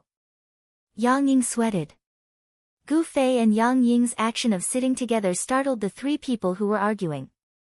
Yang Ying immediately sat in the innermost seat. Gu Fei also moved in with him, making an empty seat. Unscathed in battle saw that Gu Fei had taken the lead, so he decided to sit there as well. The 6 members of the elite group gathered, sandwiching Yang Ying in the corner. Yang Ying felt an unprecedented pressure. He knew that if this negotiation didn't work out and the other party wanted to kill him, he wouldn't be able to live. Tell me, what do you want to talk about? Han family young master went straight to the point. However, Yutian Shinming and Unscathed in battle were still pointing their middle fingers at each other. The serious atmosphere of the negotiation was completely gone. Yang Ying could only calmly pretend that he didn't see it. He said in a low voice, we think that fighting won't benefit either side. Why don't we all sit down and discuss how to solve this problem? You can make the decision. Han family young master sneered. Yang Ying's face turned red. He didn't expect the other party to poke at his weakness. In the Eagle Group, he was just a former leader. In Inch Studio, he was just a thug. He didn't have any real power. How could he make the decision? Tell him yes. Unparalleled Wonder replied. When Sword Demon and the others appeared, Yang Ying immediately reported to Unparalleled Wonder. Unparalleled Wonder immediately asked Yang Ying to broadcast the whole process. However, the farce of Unscathed in battle and the others snatching seats put Yang Ying in a difficult position. He really didn't know if he should broadcast it to Unparalleled Wonder. In the end, he waited until the negotiation officially started before relaying the content of the conversation to Unparalleled Wonder. With his boss controlling him from behind, Eaglet knew that he could answer, yes, but he still had to wait for his boss's signal. After receiving such an answer, Eaglet nodded without hesitation and said, of course, I was sent here, so naturally, I can take full responsibility. Oh. Han family young master looked at him with interest. What's your name? Yang Ying wanted to vomit blood. He had said his name twice. What were these people doing? Were they doing it on purpose? Yang Ying. Even though he wanted to vomit blood, Yang Ying still said his name for the 3rd time. Oh, Yang Ying. The original leader of Eagle Group, right? Why did you quit? Were you set up forever? Han family young master said. Ah. Of course not. Yin Yang was a little dazed by the other party's sudden and inexplicable question, so he answered without thinking. No way. This is that guy's style. Han family young master said. Yang Ying looked helpless. Everyone, let's talk about our current situation. Go ahead. Han family young master said. Continuing to fight won't do any good for either side, you said that just now. The young master of the Han family interrupted and reminded him. Yang Ying took a deep breath. Of course, he knew that he had said that before. He just wanted to use that as an opening. These people were purposely causing trouble, weren't they? Were they doing it on purpose? Yang Ying started to feel lucky that he was being controlled by his boss. If he was the one in charge, the consequences would be unimaginable. So fighting won't solve the problem. Let's all sit down and talk about it. Let's see if there's a solution that will benefit both sides. Yang Ying said. We don't care if you guys get any benefits or not. The key is, what benefits will we get? Han family young master's extortion was so blatant. What benefits do you want? Yang Ying's question came from Matchless Genius's instructions. What else can your studio take out? Isn't it just some money, equipment, scrolls, and other random stuff? Han family young master said. This time, Yang Ying swallowed his blood. This person's words really deserved it. Random stuff. Wasn't this sort of chaos what every gamer was chasing after in their gaming career? I'll give you a list of the specifics later. When Han family young master said this, it made people feel like they were asking for too much. They couldn't even explain their requests with their mouths, they had to write it down. Yang Ying took a deep breath. Go ahead. Why don't you tell us your request, or rather, what benefits do you want? Han family young master said. We. Yin Yang opened Matchless Hero's message, but before he could finish his sentence, he froze. What do you want? The other side asked. Yang Ying, on the other hand, sent a message to Matchless Wonder in a hurry to confirm that he had sent the wrong message. That's it, that's right. Matchless Genius replied. Yang Ying froze for a few seconds, causing the 6 elite team members to look at him in shock. Our request is as follows. Yang Ying said. What time? Now it was the elite team members' turn to be stunned. In their minds, Ying Qi's studio only had one request, which was for them to stop messing around with Ying Qi. What request? What was this? Details? While they were confused, Yang Ying continued, first, stop messing around with Ying Qi's studio's work. They didn't make a sound. Second, work with Ying Qi's studio to manage the real estate business in Cloud City. What? They thought they heard wrong. Third. However, Yin Yang continued speaking quickly. His current mood was actually the same as the rest of the elite squad. Third, work with Ying Qi's studio to promote efficient leveling. After Yin Yang said the third word, he didn't even raise his head. He didn't want to look at the others' expressions. He could guess that they must have the same expression as him. Yin Yang himself didn't understand how unparalleled genius could think of this. Is there a fourth request? Yang Ying suddenly heard Han family young master ask calmly. Eagle Yang raised his head and looked at him, shaking his head in confusion. It seems like you guys are the ones asking for the lion's share. Han family young master said. Yang Ying looked at Matchless Genius's new message again. His mood worsened, but he still forced a smile. Actually, our request is different from yours. It's a win-win request for both sides. I think you guys understand this. I agree with that. Han family young master nodded, then pointed at Yutian Shinming and Unscathed in Battle's group. But look, these people want to cut you into 1,000 pieces, yet you're still trying to work with us. What's wrong with your brain? Cut into 1,000 pieces. Just one slash, right? Gu Fei suddenly said. Everyone, I think you guys know by now that combat doesn't pose any threat to our studio. Therefore, I hope that everyone can think rationally and put down your weapons to work together. This is the best choice. We will try our best to satisfy all of your requests. After Yin Yang repeated Matchless Hero's words, he knew that his life was probably going to be forfeit today. Thinking rationally was correct. However, in a game, rationality wasn't necessary. Unlike life, there were too many things that could be redone, including life. Matchless Genius, what are you thinking? Yang Ying was confused.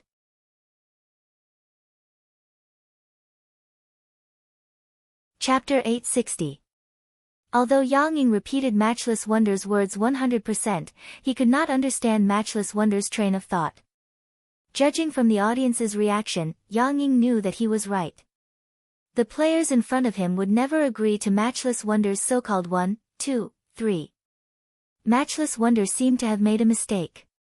He was not negotiating with a merchant like himself, but a player with flesh and blood. It was not that the players could not think rationally and pursue the greatest benefit. The problem was that a player and a merchant would pursue the greatest benefit in different ways.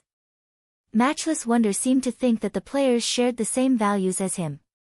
Or perhaps, he thought that the players fighting and killing had little effect on his studio, so he was fearless and took on an unyielding attitude. These were the only two possibilities Yang Ying could come up with. If he did not know that he was an insignificant character in Matchless Wonder's workshop, he would have guessed that Matchless Wonder wanted him dead on purpose. The crowd looked as though they were going to tear Yang Ying into pieces. After all, Yang Ying was the one who said 1, 2, 3. Yang Ying tried his best to hide his expression and tone, but it was useless. Yang Ying, who was trapped in the corner, had accepted his fate. "What's the name of your workshop's boss?" Han family young master suddenly asked. Matchless Wonder, Yang Ying answered without hesitation. "We understand Matchless Wonder's intentions. What does our boss think?" Han family young master looked at Sword Demon. The others also looked at Sword Demon. Everyone realized that the Sword Ghost had encountered a big problem. He had just made the decision to end things with Ying Qi, but he didn't expect Ying Qi to propose such an unbelievable condition. This was unexpected. Everyone thought that as long as they nodded, Ying Qi would happily prostrate herself in front of them, but... "Isn't there a problem?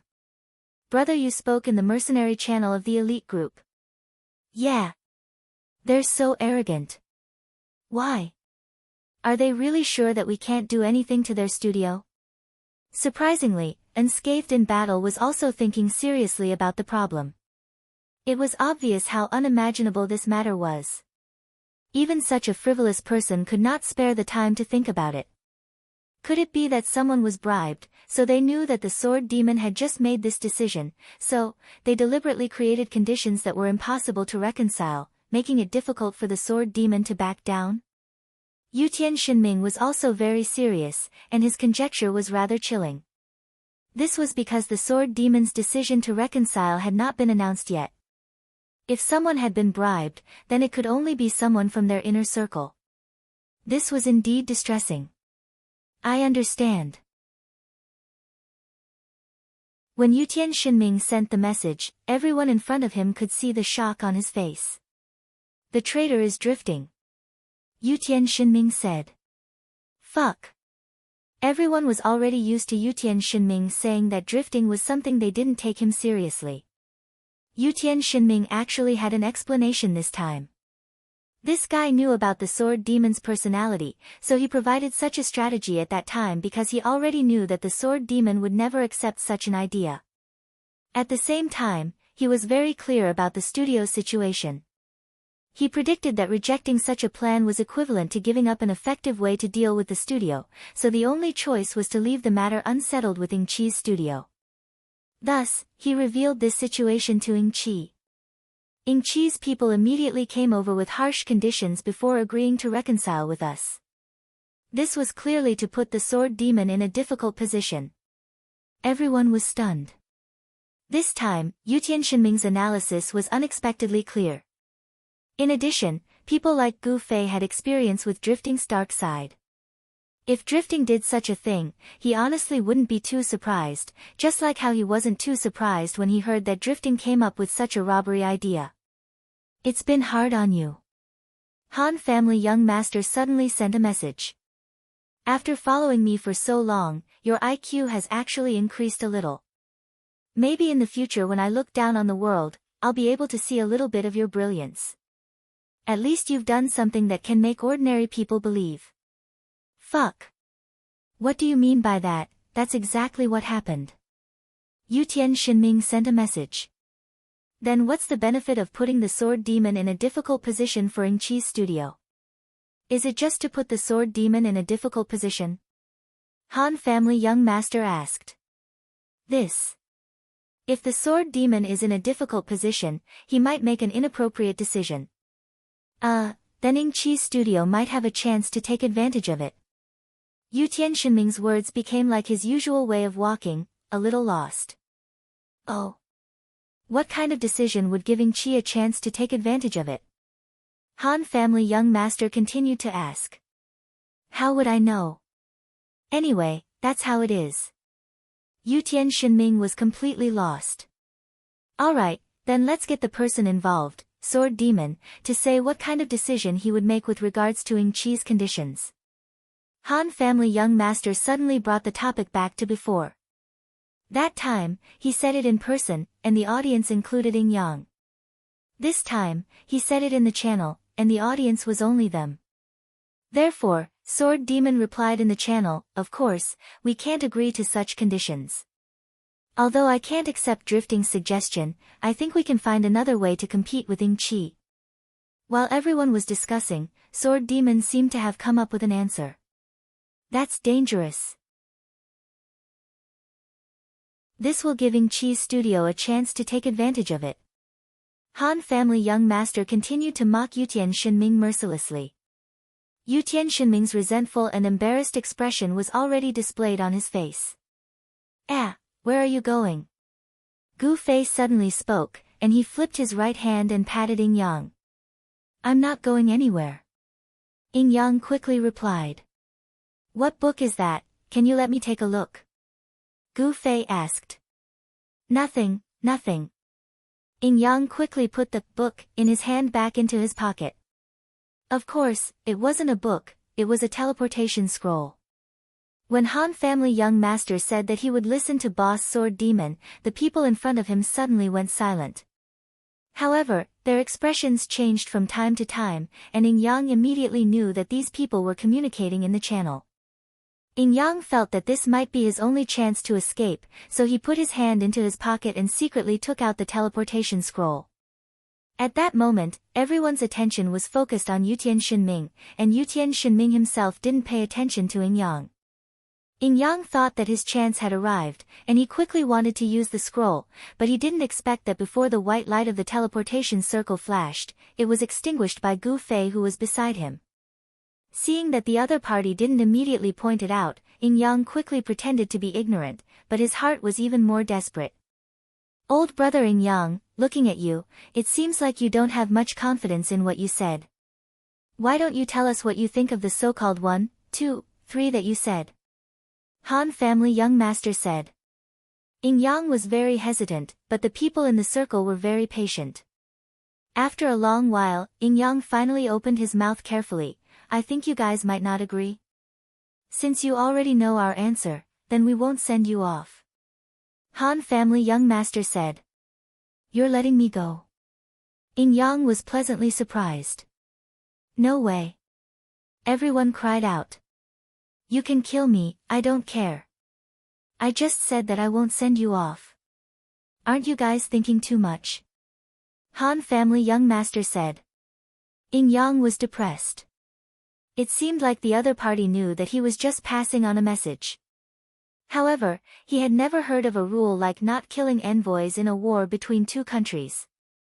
Everyone was willing to take on the task of sending Ing Yang to his death, but unfortunately, no one had the geographical advantage like Gu Fei. Gu Fei also shook his head in pity and said to them, such a good seat, I'm really curious why none of you took it from the start. Ing Yang coughed up blood. He never thought that this was the reason why Qianli would sit beside him. He thought that it was because he was an expert and didn't care about the small details, but there's no point in hiding like this. You guys should do it. Gu Fei said as he stood up. He wasn't prepared to attack Ing Yang. Of course, Ing Yang didn't think that this was good news. Anyone who tried to kill him would die. Qianli was drunk and didn't attack. This room was full of top players. Ing Yang was sure that he didn't have any godly skills to escape. Then I'll do it. Unscathed in battle didn't hold back. As soon as Gu Fei walked out, he was the closest to Ing Yang. The room was small, and it was inconvenient for him to wield his sword with both hands. He used his fist and punched Yin Yang's face. Yin Yang saw that his opponent was so arrogant that he didn't even use a weapon. No matter how strong Unscathed in battle was, he had no attack power against Yin Yang, who had luxurious equipment. Yin Yang immediately thought of taking him down with him. He took out a dagger from under the table and stabbed at Unscathed in battle. Who knew that Yutian Shenming's arrow would be faster? At such a distance, the speed of the arrow was undoubtedly the fastest attack. Yin Yang obviously couldn't dodge it, and his head was shot. Unscathed in battle ignored the stab and continued to punch Yin Yang's head. Yin Yang's vision was a little blurry, but he saw Unscathed in battle's body emit a white light, and Brother Yu was busy giving him blessings. These guys. They were arguing so fiercely before, as if they were enemies. However, once they started fighting, their teamwork wasn't sloppy at all. They even ganged up on him. Did they really have to work so hard? Seeing that Brother Yu had finished giving blessings to Unscathed in battle and Yutian Shenming, Yin Yang finally gave up and died. The moment before he died, he seemed to hear Unscathed in battle and Yutian Shenming arguing about who killed whom. They're arguing again. How am I the monster? That was the first thought that came to Yin Yang's mind when he revived. He then checked his equipment. He didn't lose anything. Of course, his level had dropped. After a sigh, Yin Yang didn't forget his mission. He immediately sent a message to Unrivaled Genius. They didn't agree. Oh. How did they react? Unrivaled Genius asked. Nothing much. They just said that they didn't agree, and then they killed me, Yin Yang said. Oh, thank you for your hard work. Go rest. Unrivaled Genius didn't seem to care about the outcome. This made Yin Yang even more confused. Although he had just finished work in Group 2 and was very tired, he didn't rush to rest. He quickly sent a private message to Eternal. Oh. You're back. How did it go? Eternal asked. It seems like you don't know the conditions that the boss mentioned. Otherwise, you wouldn't have asked. Yin Yang told Eternal about Unrivaled Genius's conditions. This. Eternal was at a loss. What is the boss thinking? Yin Yang sighed. I don't know either. He mentioned these conditions. Does he not understand the other party's role? Or are you saying that he has nothing to fear? Yin Yang simply stated his two guesses. Or maybe you're mistaken about his role this time, Eternal suddenly said. What do you mean? Yin Yang didn't understand. Maybe he's not a merchant this time, but a normal player, Eternal said. Yin Yang froze. You mean that he's going to fight like a normal player and fight against overpowered to the end? You should know that he's a very strong player. Our Eagle Group is the best proof. Does our existence have much to do with his business? Eternal said. No. Yin Yang felt a little pained when he said this. Their existence.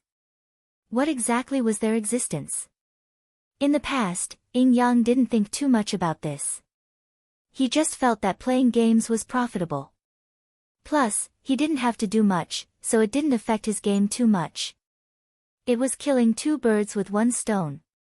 But now, if Eternal's guess was correct, then wouldn't this negotiation be meaningless? If he wanted to fight against overpowered, he could just maintain the status quo. Why did he have to go over and say all this? For what? Just to let the other party feel his fearlessness, his toughness? Was the existence of their Eagle Group just a toy that Unparalleled Genius could throw away?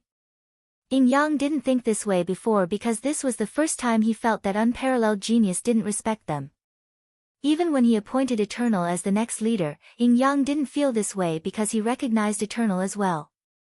At that time, he was the leader of the Eagle team, but because he was the one who first established the Eagle team, Everlasting had been the true backbone of the team since then. Just like now, when he didn't understand the boss's decision, Everlasting was the first person Eagle team came to talk to. But this is only my guess.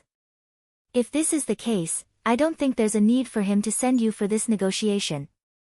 Go and rest, I'll let you know if there's any news. Eternal said. Okay. Yin Yang had no other choice. With a stomach full of questions, he went offline. In the leveling area outside of Cloud City, a group of brothers behind Yun Zhongmu were quietly leveling. They glanced over at Yun Zhongmu from time to time because someone had just come looking for him. It seemed like they had something to discuss. Boss Yun, are you not interested in my plan at all? Drifting smiled.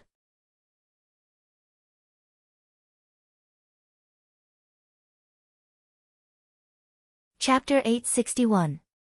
One of the characteristics of a boss was that he was always in a dilemma.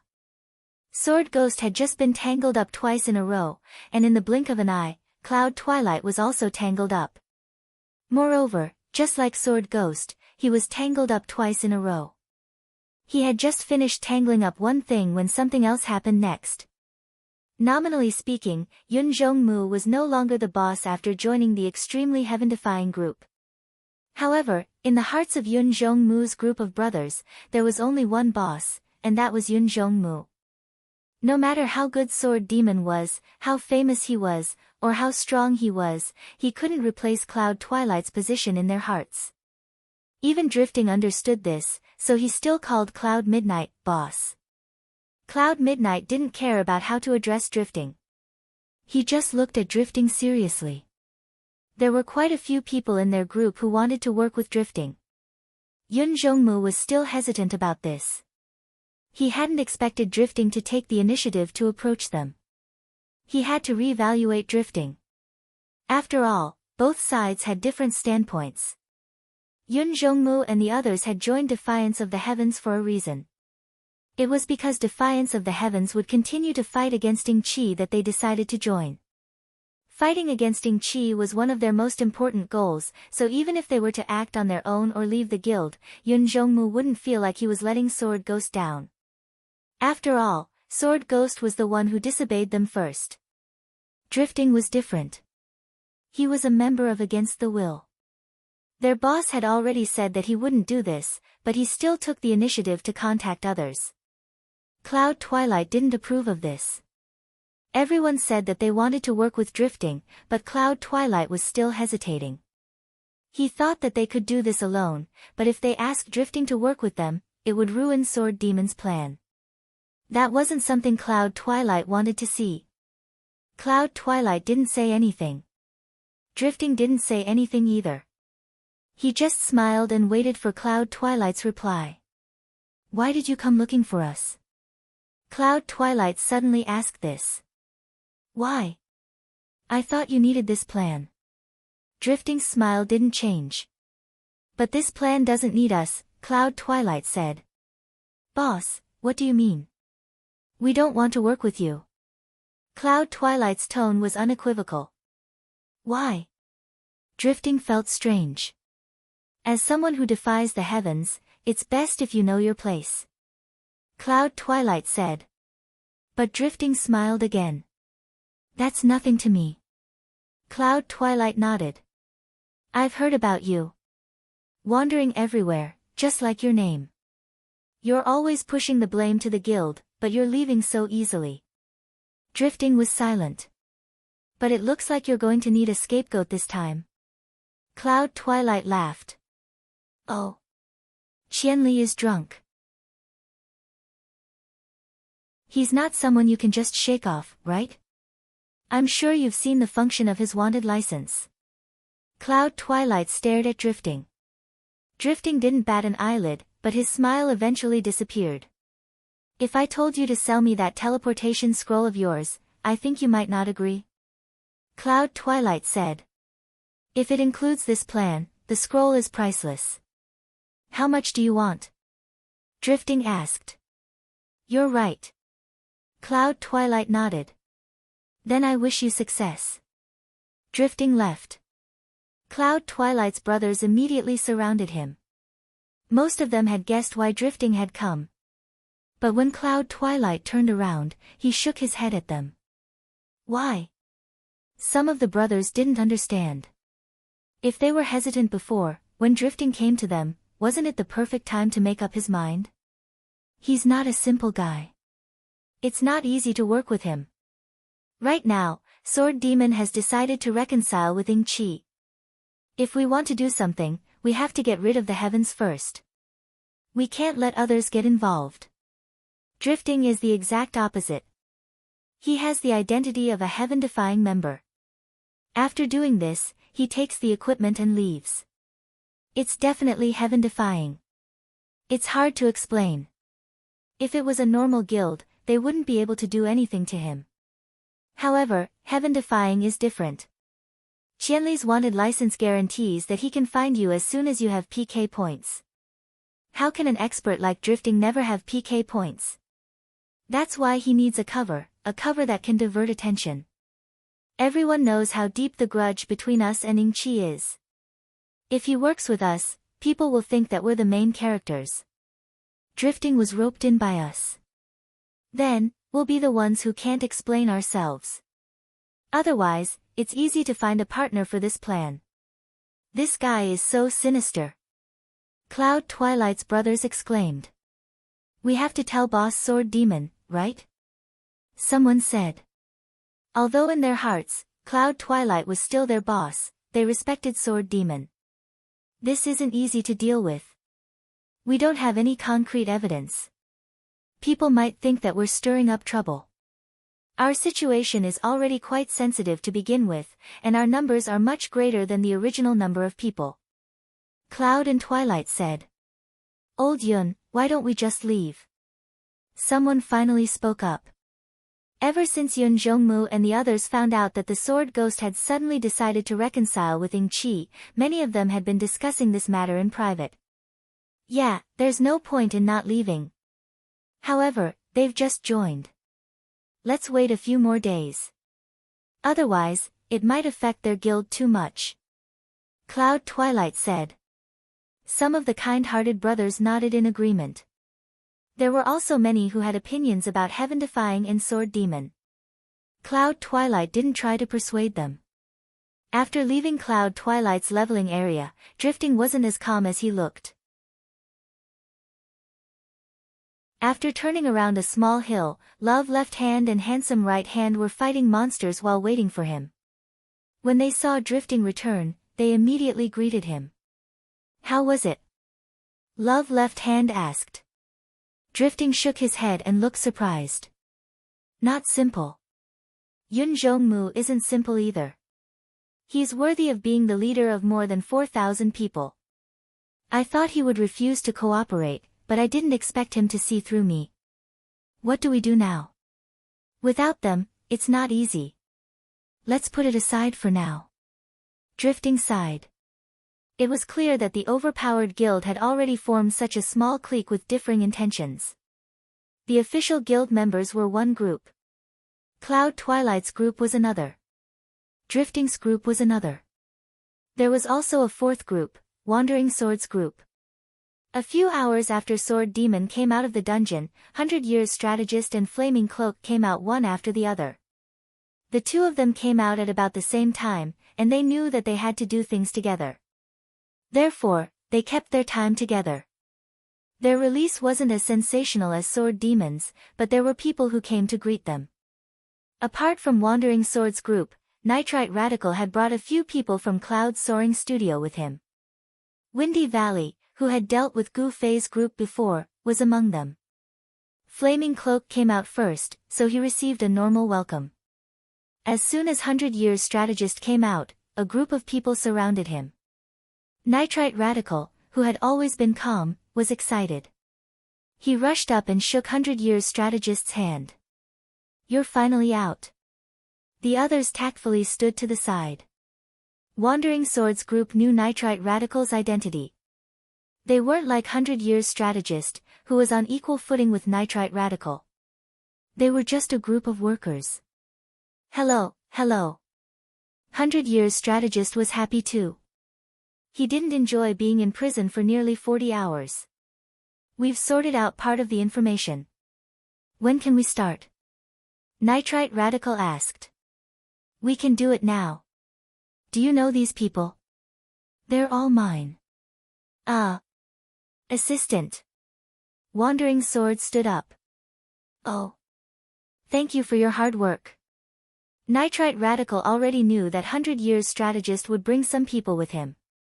After all, they had some offline communication, such as a formal cooperation contract. Nitrite Radical couldn't wait to sign it with 100 Years strategist. 100 Years strategist was straightforward. It was such a big deal, but he just talked about it in the dungeon that day and signed it offline, which made Nitrite Radical excited. There was no stipulation in the contract regarding assistance, so 100 Years Jingluan had to pay for the expenses of bringing his own manpower. In this situation, 100 Years Jingluan had no objections since Nitrite Radicals had mentioned it. Therefore, 100 Years Jingluan would only be happier even if he brought thousands of people with him. But we only prepared one copy of the information. Nitrite Radical said. There were no photocopiers in the game, so everything was handwritten. Books were quite precious. There were rumors that some studios were doing woodblock printing, but Nitrite Radical didn't know if it was true. In the game, it wasn't difficult for professionals to do woodblock printing, and the system provided the paper. However, he hadn't heard of any alchemists making ink, so he didn't know how to print it. It's okay, one copy is enough. We'll have a lot of work. Why don't we start now? 100 Years strategist and Nitrite Radical had already communicated about the development process of the efficient leveling method. Sure, that's great. Nitrite Radical really liked 100 Years strategist's style of getting things done. Jiannan Yu and the others were startled. They didn't expect to start working so soon. They didn't even know how Ing Chi Studio and the others were doing, but in the blink of an eye, they were gone. It wasn't that Jiannan Yu and the others were arrogant, they were indeed a very powerful force. In terms of the 7 of them fighting together, they were definitely not inferior to the Eagle Group. I'm here to look at your information. Where should we go first? 100 Years strategist mumbled. Here are the scrolls. Use them with the monster leveling area above. Nitrite Radical pursued efficiency, so he couldn't bear to let 100 Years strategist waste time on walking. When he was collecting information, he had already prepared the scrolls everywhere. That's very thoughtful. Thank you. 100 Years strategist took the scrolls. There were simply too many to fit in his pocket. Blank scrolls without coordinates could be stacked, but they couldn't be stacked after they had coordinates. They had to be placed elsewhere. Hee, Mr. 100 Years can just take a portion first. I'll help you keep the rest. If you need them, just let me know in advance and I'll send them over immediately. Ling Gufeng saw that it was really inconvenient to wander around with a bunch of teleportation scrolls, so he hurriedly said. That's fine. 100 Years strategist didn't care. At this moment, he flipped to the first page of the information Yunteng had organized and clapped, then let's do this first. Ling Gufeng glanced at it and immediately took out the scrolls. There were exactly 2 of them, enough for 100 Years strategist and 8 of the 7 people to fly. Then I'll go now. 100 Years strategist and Nitrite Radical called out. Everything will go according to our agreement. Nitrite Radical said. Of course. 100 Years strategist nodded and called Jiannan and the others over. 2 scrolls and 2 teleportation arrays. The 8 of them were teleported to a leveling area. Jiannan and the others didn't know which main city it was. Things were progressing too quickly. This 100 Lives Classic was too straightforward. Danon, say hello to Drunk Qianli and the others. Blackwater said. Yes, we have to say hello. Jiannan sighed. The 7 of them were quite grateful to Gu Fei. He brought them into the industry of efficient leveling. After they finished this job, they wouldn't have to worry about food and clothing for a long time. Say hello for what? 100 Years strategist asked casually as he observed the battle between a nearby monster and a player. About the matter of being surrounded last time. It's not over yet. Jiannan roughly explained. Oh. Then hurry up. He might need our help after he's done. 100 Years strategist immediately went to beat the monster. The 7 of them looked at each other. This wasn't something that could be finished in a few hours. Everyone had seen the huge stack of information, and it was obvious that it wasn't all. How long would it take for them to finish? No matter what, let's say hello first. Glue said. I know.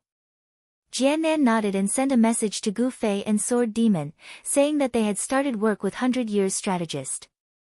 Oh. He's out. Work hard. Gu Fei replied. Okay. Sword Demon replied.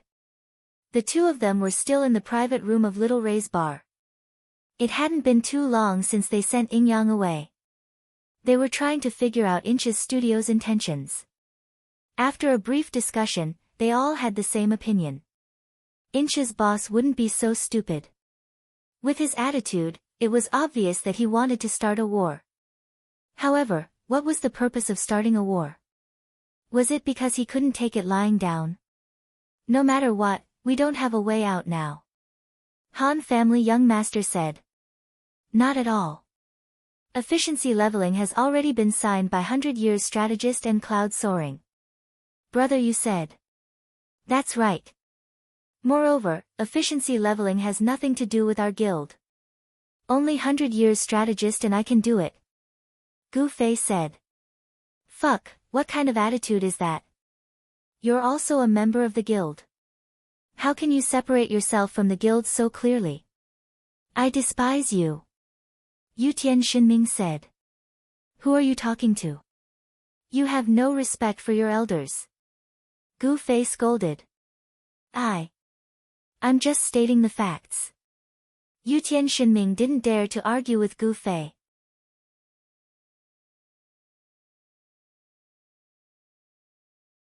Chapter 862.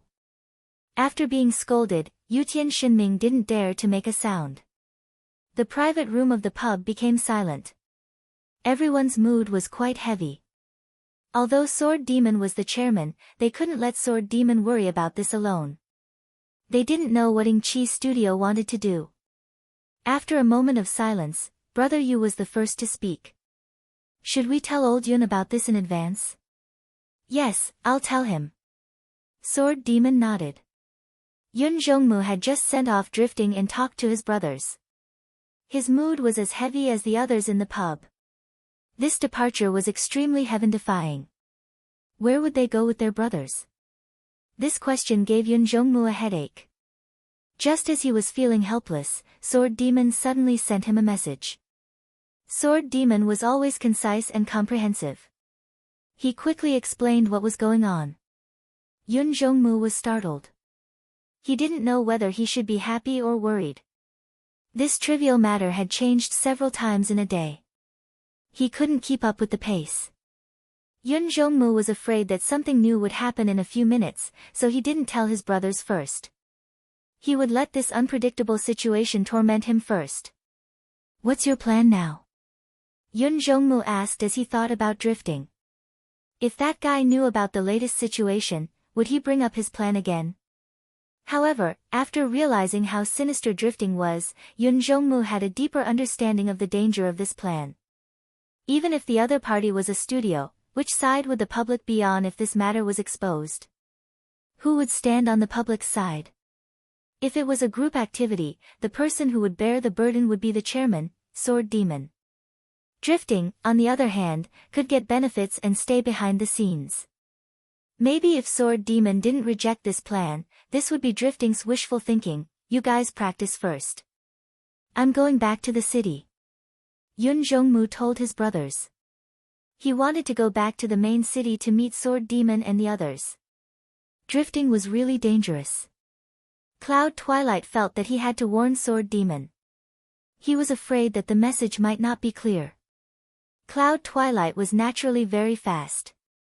It didn't take him long to arrive at Little Ray's bar. The 6 members of the elite group, the absolutely heaven-defying core, were still inside, discussing the current situation. Twilight in the Cloud had come to greet him, so he sent a message and went into the private room. Elder Yun, take a seat. Brother Yu stood up and greeted him. How's the discussion going? Cloud Twilight asked. Let's wait and see first. Sword Demon said. Oh, does everyone in the guild know about this? Cloud Twilight asked. There's no need to know. Sword Demon smiled bitterly. I didn't even have time to release the news of reconciling with Ying Qi. This torment really is troublesome. Cloud Twilight had experienced it firsthand. Honestly, if you guys reconcile with Ying Qi, are you guys going to leave? Sword Demon asked Cloud Twilight. Cloud Twilight smiled bitterly. We were already planning to do that. Sword Demon sighed. He patted Cloud Twilight's shoulder but didn't say anything. Right, does Drifting know about this news? Cloud Twilight suddenly asked. Him? Not yet. Sword Demon shook his head. This guy. Cloud Twilight's face showed a hesitant expression. He didn't know how close Drifting was to these people. In his eyes, Drifting was always a little earlier than him. That meant that he was closer to him than he was. What's wrong with him? Sword Demon asked. Ha, you can see that he's not a good person, right? Yutian Shinming was excited. From Yun Zhongmu's awkward expression, everyone could see that if Yun Zhongmu wanted to talk about matters related to Drifting, it might not be anything good. Of course, everyone ignored Yutian Shinming's opinion about Drifting. At this moment, Cloud Twilight finally spoke. He told them about Drifting and his own speculation. Ugh, these are all my personal guesses. I don't have any proof. Normally, I shouldn't speak so carelessly as a newcomer, but I feel like this matter is very important, so it's better to let everyone know. After Cloud Twilight finished speaking, he immediately added some explanation. I think it's credible. No one expected that the first to agree wasn't Yutian Shinming, but Gu Fei. Gu Fei obviously still remembered Drifting's actions in Dawn Fog City. That guy is very scheming. He didn't set us up, but he used us. Then, he took advantage of us. This is his style. Right. I already knew that guy wasn't a good person. Yutian Shinming saw that he had Gu Fei's support, so he was full of confidence.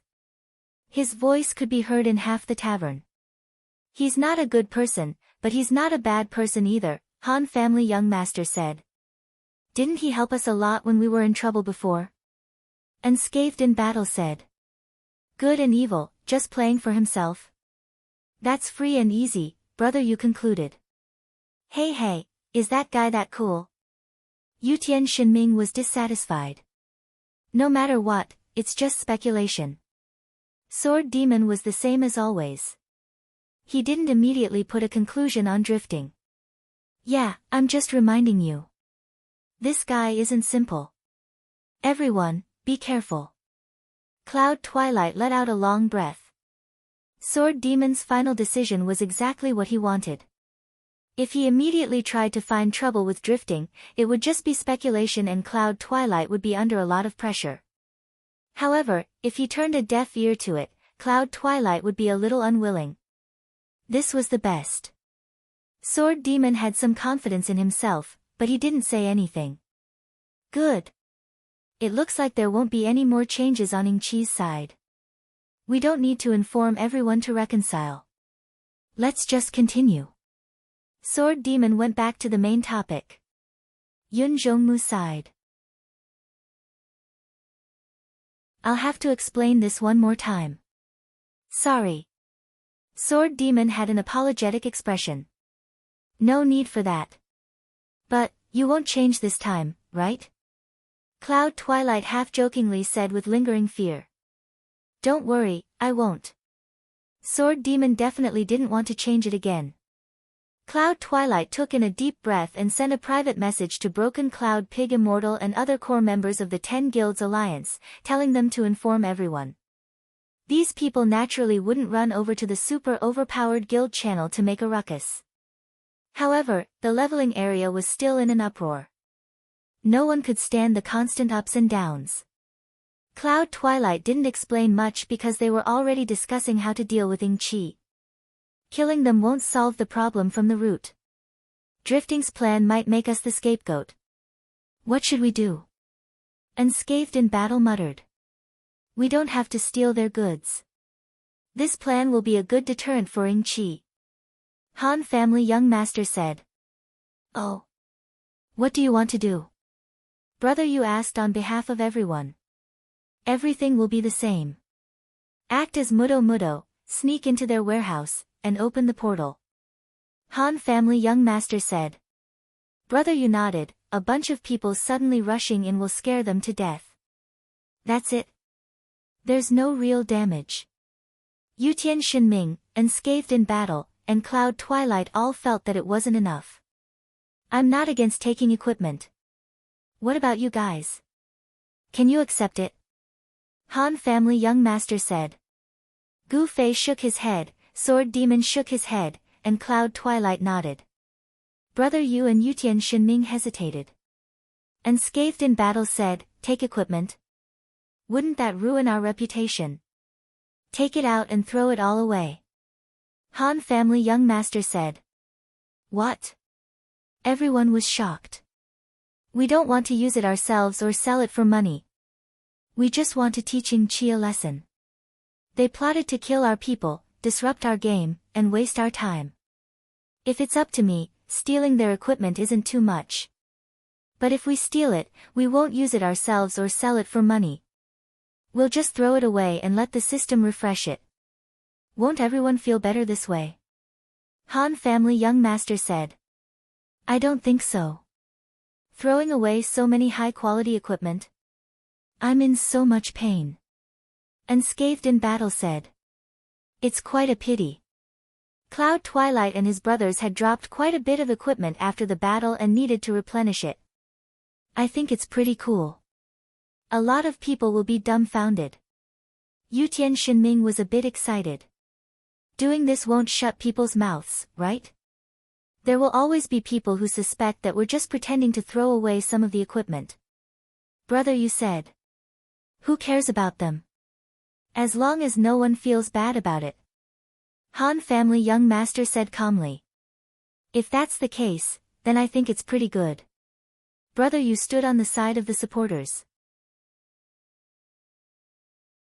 Let's throw it away. I'll be happy if we can teach Ing Chi a lesson. Ha ha ha. Cloud Twilight didn't really care about the equipment. Ha, Drifting's wishful thinking will fail. He won't get anything and even wasted a scroll. Yutian Shinming laughed. Fuck, so that's what you're excited about. Everyone was speechless.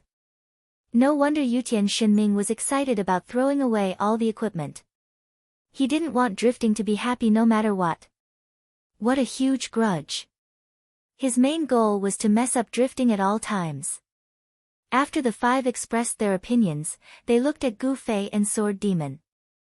The two of them had never supported the plan to steal the goods. How would they react to this plan that had changed its approach? You're right.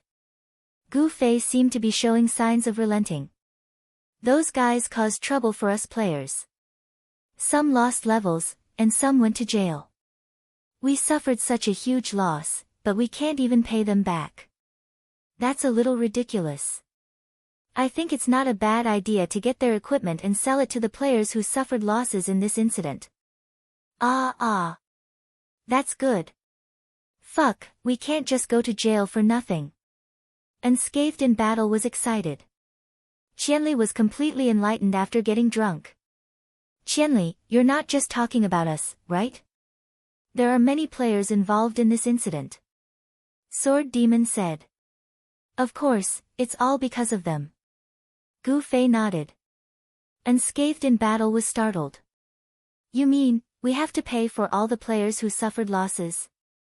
Yes. That's too troublesome. We can't calculate it. Forget it. Just throw it away. Han family young master sounded as if the equipment in Inga's warehouse was already in his pocket and he could throw it away. Really? If there's no other way, we have to throw it away. Gu Fei shook his head and sighed. Let them pay for their losses. It's an equal exchange for our players' losses. Han family young master announced. This time, no one objected. The swift and decisive group of people immediately got to work. The first thing they had to do was, of course, inform Drifting. Without the scroll in his hand, they couldn't do anything. Drifting received the news quickly. When he entered the private room, he saw that Yun Jongmu was also there. After glancing at him, he calmly sat in the empty seat left for him. Why can't we reconcile? Drifting sat down and asked. Hearing that, Drifting was surprised. What are you thinking about? I don't know. Anyway, we don't have any other choice, Sword Demon said. Then you guys mean, make some losses for Inga, Han family young master said. How? Drifting asked. Just like you said, Han family young master said. Oh, here's the scroll. Drifting took out the scroll of the portal and put it on the table. We're going to throw away the equipment we made. When Han family young master said this, everyone looked at Drifting, especially Yutian Shinming. He hoped that Drifting's plan wouldn't work and would be disappointed. Drifting smiled and turned to Sword Demon. No wonder Sword Demon boss agreed. You're being fair. I just want to have a clear conscience, Sword Demon said indifferently. Have you found a candidate for Mudo Mudo? Drifting asked. Not yet. I want to play, but I can't. People from Eagle Group know me, Drifting said regretfully. Their professions don't match either, Han family young master said. Even though they might not know Mudo Mudo, they were famous people. If they had to interact face to face and their professions didn't match, it would be too ridiculous. Ha, it's a good job for you to play Mudo. Yutian Shinming didn't miss the chance to laugh. Mudo's profession was a sorcerer, but the problem was that she was a woman. It's a pity. Otherwise, that woman would be good to play Mudo. I remember she's an archer, right? Han family young master said. You mean she's Xiao Tian? Gu Fei asked. Han family young master nodded. We have to choose the right person. Otherwise, it'll all be ruined. Compared to a profession, it's hard to find someone who is trustworthy and can act well. Brother, you said. Are there any sorcerer girls on Reborn Amethyst's side? Han family young master asked Gu Fei. The first person Gu Fei thought of was Ice Glaze. That girl would blush after just a few words. She didn't look like a famous paparazzi in the online gaming world at all. Plus, that honest girl probably wasn't strong enough to lie and act. Gu Fei just thought of one. Yutian Shinming and Unscathed in Battle had evaluated all the sorcerer girls on Reborn Amethyst one by one. In the end, none of them were suitable. What about Strange Pupil? Unscathed in Battle's mind was always faster when it came to women.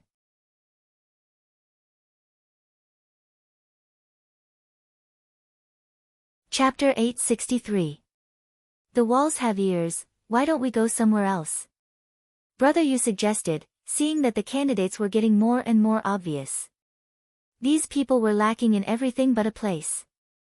They went to a nearby building and closed the door. No one would be able to hear anything they said.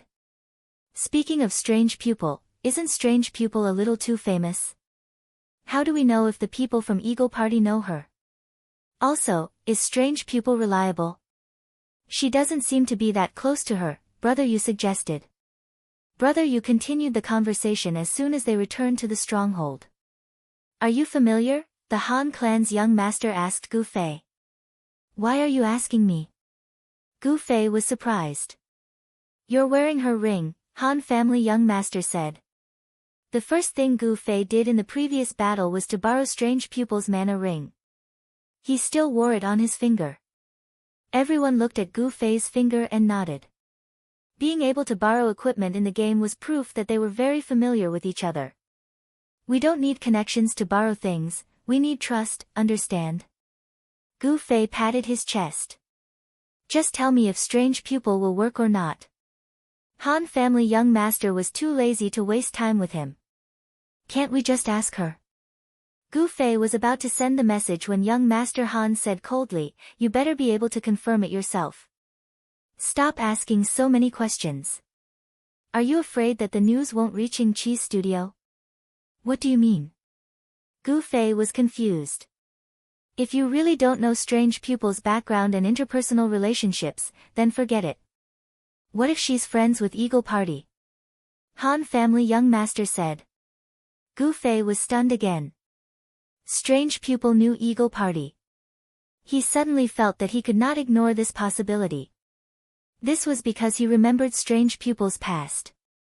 This woman had hired Jian Nanyu and the others to steal his Night Streamlight sword. Perhaps her behavior had something to do with the Eagle Group, which was also selling her body.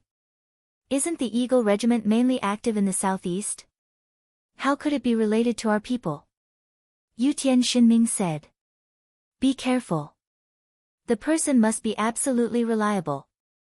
You can't be careless about this. Han family young master said. Gu Fei could only shake his head. Other than this pair of magical power rings, I don't know anything else about her. Excluded. Han family young master decisively removed this candidate. Who else could it be? Everyone knocked their heads in thought. Old Yun, you don't have any female mage players? The Han family young master asked Yun Zhongmu. They were very overpowered, but there was no need to think about it. There were no women at all. Yun Zhongmu and his group had more than 100 people, and there were some female players among them. Yun Zhongmu had a troubled expression on his face. We have some sisters with us. They won't drag us down if we drag them to kill people, but we have to be educated to be reporters. It's not suitable, right? When the others heard this, they all sighed. Every place had its own people. The female players of Moonlit Night City had all been raised to be fierce bandits. No one has a candidate. Han family young master swept his gaze around. The conditions are a bit harsh. Everyone was in pain. There were very few female players in the game. Now that they had to be absolutely reliable and restricted to mages, they had to be good at acting. The difficulty was like finding a needle in a haystack without a needle. Why don't we just ask Duo Mumu for help? Just act as you are. Do we even need to trick them? Yutian Xinming suddenly had an idea and said excitedly. He felt that his idea was too brilliant. Are you out of your mind? Would Duo Mumu be stupid enough to ruin his own reputation? Han family young master scolded. Wait a minute, wait a minute. Gu Fei suddenly had an idea. Everyone looked over. Gu Fei looked around. In the online gaming circle, don't tell me there are only these two reporters. Everyone was startled and instantly understood Gu Fei's idea. Brother, you slapped his thigh. That's right. Why do we have to hang on to one tree? They aren't the only online reporters. As he said this, Brother Yu started flipping through his information book. Everyone expressed their respect. Brother Yu, you even recorded this in the game? It's nothing, Brother Yu replied casually and immersed himself in the joy of searching. His face was full of happiness. Drifting watched from the side and felt a myriad of emotions. If he knew how to enjoy this kind of joy, he wouldn't have thought of dying in the information room. Duo Mumu Duo is a professional reporter for fun gaming website. Most professional gaming websites have professional reporters. For example, 52 gaming website, Good Mood, the more you play, the happier you get. These websites definitely have them, Brother Yu said as he searched. No one dared to disturb him. They looked at Brother Yu with sincerity. Ha! Brother Yu flipped to the relevant page and immediately found it. 52 gaming websites watching the paddy fields. This is also a famous reporter. Everyone should know about it, right? Of course, it's not as famous as Duo Mumu Duo. Everyone nodded except for Gu Fei. There's also Good Mood, the more you play, the happier you get. These are the representatives of various websites. There are also people from other websites like Kung Pao Chicken, Uncle Mu Tong, same yesterday. What do you think? Brother Yu looked at everyone. Tell me about everyone. Are they all in a group like Mudo, and Mudo? Asked the young master of the Han family. That's not it. These are all from the same person. Gender, profession, and even the best level, Han family young master said. Watching the paddy fields, male, archer, good mood, female, archer, here's you get. Male, bandit, kung pao chicken, female, bandit, uncle mu tong, male, archer, same yesterday, female, bandit. Brother, you said a bunch of things in one breath. At the end, he explained, these people's information is a bit older. Their levels are all old. Why are their professions either archer or bandit? Yutian Shinming noticed this pattern. Probably because it's convenient to travel. Brother, you guessed. Bandits can also sneak around. Unscathed in battle said. Everyone nodded their heads. Paparazzi. Then why isn't Mudwa one? Before Yutian Shinming could ask, he was pushed to the side by Han family young master. Then, he looked at Gu Fei and asked, can she Xiaotian come? She. Do you think she's absolutely reliable? Gu Fei said. Do you have prejudice against her? Han family young master asked. Nonsense. She's a liar, Gu Fei said. What I want is a liar, Han family young master nodded his head. I can't guarantee who I'm tricking. Gu Fei said. If it's someone else, it's hard to say whether or not they'll be tricked. At least there's a technical guarantee, Han family young master said. If she's online, should I call her? Gu Fei asked. I've already called her. Yutian Shinming was quite proactive. Gu Fei couldn't do anything but sigh. If she's a female archer, then she'll be able to eat and drink well. Then I'll go get more information on her. Brother, you said. Go. Han family young master nodded his head. He was contacting Cloud Ting Studio. He hoped to get some information on the studio's circle. For example, did their circle have any contact with online game journalists? Did they have any regular customers? If delicious drinks had something to do with Ying Qi's studio, then it would be exposed. This kind of thing was not a secret. Yun Teng had more than 10 directors who used to work for Ying Qi, and Wu Yi was one of the 3 bosses of Yun Teng. It was easy for the young master of the Han family to understand the situation. Ying Qi's people would definitely not know this rich and powerful person. At this point, young Master Han seemed to have thought of something and quickly sent a message to Brother Yu, who was still on his way to the offline zone. If possible, confirm if delicious drink and spicy drinks knows someone from Eagle Group. Oh, I'll try. Brother Yu wasn't good at PK, but he had his own abilities in this area. However, Brother Yu still needed some time to do this. At this moment, there was a knock on the door. Yutian Shinming happily ran to open the door. Accompanied by a goosebumps-raising, Sister Tian, Shi Xiaotian was led in. It's quite lively here. Everyone in the room had more or less interacted with each other. Shi Xiaotian casually greeted them and walked towards Gu Fei, Sword Demon, and Han family young master. She clearly knew where the center of power was. What's the matter? Say it. This was not a tavern, so there were a limited number of stools. There were only 3 in the room. Those who fought for a seat first would get it, and those who didn't had to stand.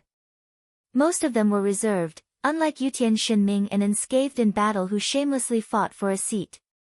The 2 of them took a seat each, and the rest were polite to each other. In the end, Han family young master sat down without any hesitation. Yutian Shinming went to open the door, and the bench was empty. The others continued to be reserved and didn't sit down. Shi Xiaotian came over, and Yutian Shinming politely invited her to his empty seat. Unscathed in Battle followed and fought for his seat. Shi Xiaotian asked, "What's the matter?" The 2 of them started arguing for a long time. The scene lasted until Gu Fei pulled out his sword, and the 2 of them instantly quieted down. They stood there obediently and didn't move. One old and one young, one old and one young, made people not know whether to laugh or to be angry. The young master of the Han family was the only one sitting there, but he did not feel uncomfortable at all. Without waiting for Shi Xiaotian to ask, he told him their plan. "Oh. That's a good plan. Did you think of it?" Shi Xiaotian asked. "Drifting's idea." Han family young master didn't want to take credit. "Where is the scroll?" "Let me see," said Shi Xiaotian. Drifting handed it to Shi Xiaotian. Shi Xiaotian opened it and read the instructions. Then he asked, "Are you sure it can be used in your personal space?" "I only have this one, so I haven't tested it." Drifting smiled bitterly. "But I think the principle of this thing is the same as the teleportation scroll. As long as you have the authority to the house, you can use the teleportation scroll." "There's no doubt about that." Shi Xiaotian nodded, and then asked, "Who is the person I'm going to pretend to be?" "Games are good for your mood. Do you know that?" said Han family young master. "Yes, a reporter." "Are you sure you don't know him?" asked Shi Xiaotian. "Half of it. I'm working on the other half," said Han family young master. "How do I get in touch with him?" "Through a person in charge of Ying Qi's studio in the main city," said Han family young master. "One of our own?" "No. Through him, you can get in touch with Ying Qi's boss. As for how to act as a reporter, you have to rely on yourself," said Han family young master. "Oh." Shi Xiaotian answered, and then said, "Then I need to do some homework." "Oh. Study the cases of the studio being interviewed and reported," said Shi Xiaotian. "Professional. I'll keep in touch." Shi Xiaotian left.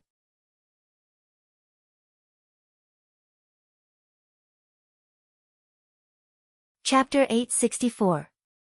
There were a bunch of experts left in the room. They looked at each other and finally looked at young Master Han. "We're done here, right? Getting Ying Qi's trust and sneaking into their warehouse is only the first step. The second step is equally important," Han family young master said. "What's the second step?" everyone asked. "How to move the goods out of Ying Qi's warehouse in the shortest time possible," Han family young master said. "That's easy. Go in and put them in our pockets." Unscathed in battle said. "It's not that simple," Drifting shook his head. "We don't have much time to do this. If they find something strange, they'll immediately remove the access. How many of us can get in such a short time? How much time do we have to store things? What kind of obstacles will we face? We need to think about all of these." "Wait." Sword Demon, who hadn't spoken a word, suddenly stopped everyone. Everyone's hearts skipped a beat. Could it be that the Sword Ghost was going to call a halt to the plan again? Sword Demon said, "Did you guys forget about a problem?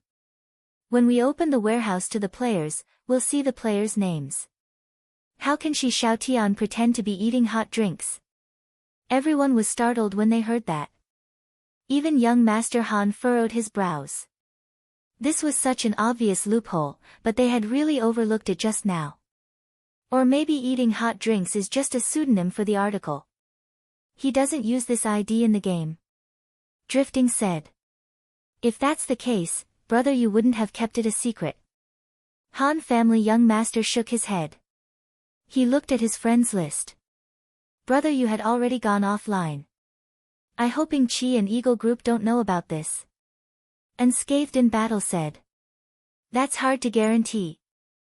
Han family young master sighed. From Yunteng, he had confirmed that Ying Qi and eating hot drinks had nothing to do with each other. But whether or not they knew about eating hot drinks in the game was another matter. "What should we do?" everyone asked each other. "Call that woman back first," Han family young master said. Yutian Shinming eagerly sent another message. After a while, he said in a daze, "Sister Xiaotian said that she has already considered this problem. She doesn't intend to pretend to be rich and powerful. She said that she has her own ways. If we don't understand, we shouldn't get involved." A room full of experts was despised. Gu Fei was very angry. "You're just a liar," Yet you're still so arrogant. Don't talk about being arrogant, the Han family young master said calmly, everyone in this house is arrogant. The people in the room looked at each other and nodded. Indeed, this room was full of arrogant bulls. Since she said that we don't need to worry about it, let's ignore it. Let's continue to study the second stage. I mean, we can do a drill in the second stage, said the Han family young master. A drill? Everyone's eyes widened. Yes, it's a drill. The Han family young master nodded solemnly. Just tell us what to do. Yun Zhongmu liked to be direct. Let's go buy some stuff first and make this place look like a warehouse. The Han family young master said as he stood up. In the end, the plan was very heaven-defying. It was divided into 3 groups. Brother Yu went to collect more information, Shi Xiaotian went to prepare for her deception, and the rest of them practiced how to be efficient movers. The group of experts first went to the trading street and bought a lot of cheap trash. This kind of trash was hard to get when it was really needed. There were a lot of it in the system store, but the price was very shameless. The rich players didn't pick up this kind of stuff. Those who did would sell it to the system store to earn some pocket money. If they put it up in the auction house, it would be like giving the system a free service fee. Only true noobs would set up stalls on the business street. Only noobs would think that these things could be sold for money. But today, these garbage stalls, which had always been despised by people, were swept clean by a group of well-equipped fellows. The trading street immediately boiled over. Many unscrupulous peddlers thought that some rich fools had come, so they took out their treasures and prepared to make a killing. A group of people fought to be the first to find out where these idiots went and chased after them like a swarm of bees. The ones in the lead were obviously the agility professions. At this moment, the players who became warriors, mages, and priests were filled with regret. But they didn't give up and continued to chase until they saw the agility players who were one step ahead. They all looked as if they had been hit by frost, standing listlessly on the side of the road. What's going on? The trading street was also considered a circle. Those who mingled here often knew each other and were also familiar with each other. Seeing these guys' strange expressions, the players who arrived later couldn't help but go up and ask. Damn, the guy who cleans the trash is a very heaven-defying person. One person said. Very heaven-defying. Another person was surprised. Right now in Cloud City, there wasn't a guild with a name more resounding than very heaven-defying. Although these players didn't know any very heaven-defying people, one thing was for sure, very heaven-defying people weren't idiots with a lot of money. I saw Qianli drunk, so scary. One person tightly gripped a staff in his hand and said with lingering fear. This staff was the treasure that he was going to use to sell. When he saw the mage in the other party's group, he went up to stop them. When he got close, he discovered that the other party was wearing a black robe and had a purple sword. He didn't dare say a word and just turned around and left. Recommend a weapon to Qianli drunk? That would be a foolish act. The night streamer's stats had already been exposed. Currently in the game, there wasn't a magic weapon with higher damage than this sword. And it was said that the only weapon with higher damage than this sword was the thin waist dance dagger wind dance. These experts, why did they come here to pick up trash? The group of players was very confused, but in the end, they didn't chase after them. The small interlude created by this group of reckless players didn't affect the mood of the experts. Everyone took a bag of trash back to the stronghold and dumped it on the ground. But this still seemed to be a small amount. If Inga Workshop only had this much trash, then they wouldn't be able to call themselves the industry leader. Isn't it a bit hard to fill up this room? Yutian Shinming saw that everyone's bags were empty. Unexpectedly, they only had this much trash. He couldn't help but say this. The street has already been swept clean. What do we do? My bag isn't even full yet. Unscathed in battle said. In this parallel world, everyone's bag capacity wasn't fixed. It depended on the character's weight. Just make do and put on a show, right? Yutian Shinming said, but when he saw everyone coldly staring at him, he immediately lowered his head and pretended not to say anything. If we don't take it seriously, then what's the point of practicing? Han family young master said. Let's mobilize the crowd. Have everyone go to the low-level leveling area and get some trash. Cloud Twilight said. Let's do it ourselves. The more people there are, the easier it will be for information to leak. Han family young master said. My brother is definitely reliable. Cloud Twilight said without hesitation. If there are too many people moving, then it'll attract attention. Han family young master said. If that's the case, then we need to be more vigilant. Since Inga Workshop isn't willing to give up, he might have already sent people over to observe our movements. Cloud Twilight said. That's true. Everyone nodded. Han family young master pulled out a scroll and marked the coordinates as he said, then let's use the scroll to go back and forth. It'll save us some time. The group of people immediately went to the low-level leveling area. Parallel world players couldn't open a SMUF account, so as the game continued, the low-level leveling areas became fewer and fewer. With such a group of experts appearing here, it was quite domineering. In just a short moment, everyone's bags were full. Then, they would throw the scrolls back into the room and come back to farm again. After going back and forth a few times, the items in the room were finally stacked up high and it looked like a warehouse. The equipment that couldn't be stacked were the main ones. The miscellaneous materials that could be stacked were also arranged neatly. Alright, we just need to fill up one room. We'll probably gather the materials as soon as we come out of the teleportation door. We won't have time to move to another room. Han family young master said. What's the drill? Yutian Shinming asked. Sword Demon, remove everyone's permissions first. Han family young master said. Sword Demon was a very OP guild leader, so he had the highest permissions for property. It was just like how he had the highest permissions in the guild chat. The guild's property was initially open to all guild members, but the guild leader had the right to change it. At this moment, after Sword Demon removed all permissions, everyone was automatically teleported out of the room. Sword Demon also walked out. These are the scrolls I made for the room. Han family young master took out 2 scrolls. There were a total of 7 people here, 1 scroll wouldn't be enough to fly out. Sword Demon, pretend to be one of Ing Chi's people. We'll form a team and you give us team permissions. You wait in the room, we'll fly directly into the room. Once you notice something, immediately remove the permissions. We'll observe the situation first. Han family young master arranged everyone's scenes. TSK, even a drill would waste 2 scrolls. Unscathed in battle shook his head and sighed.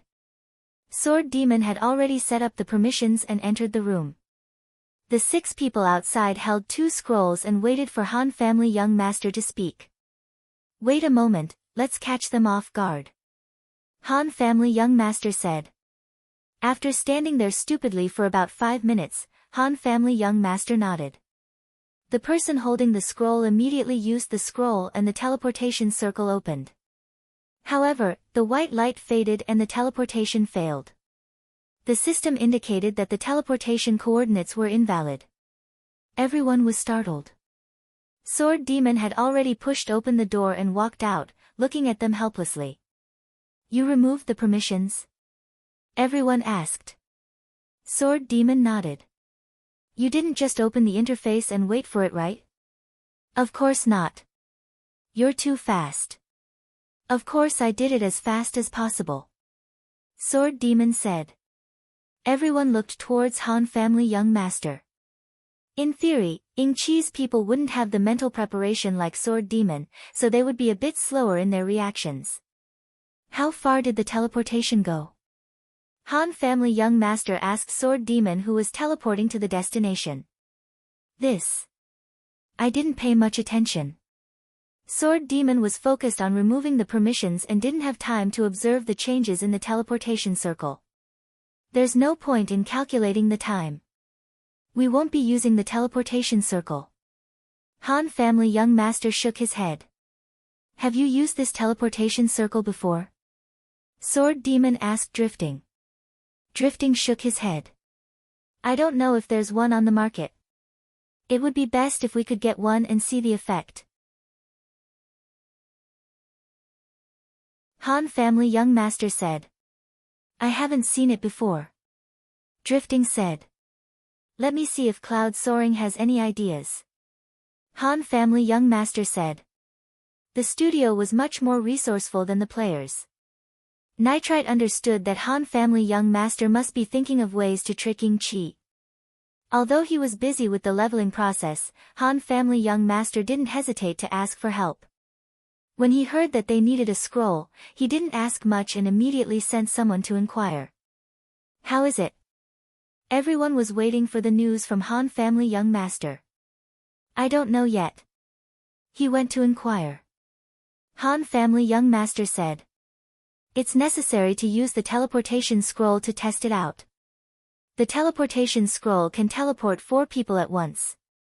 Who knows what the effect of this teleportation circle is? If we have to queue up and enter one by one, I think we should cancel this plan.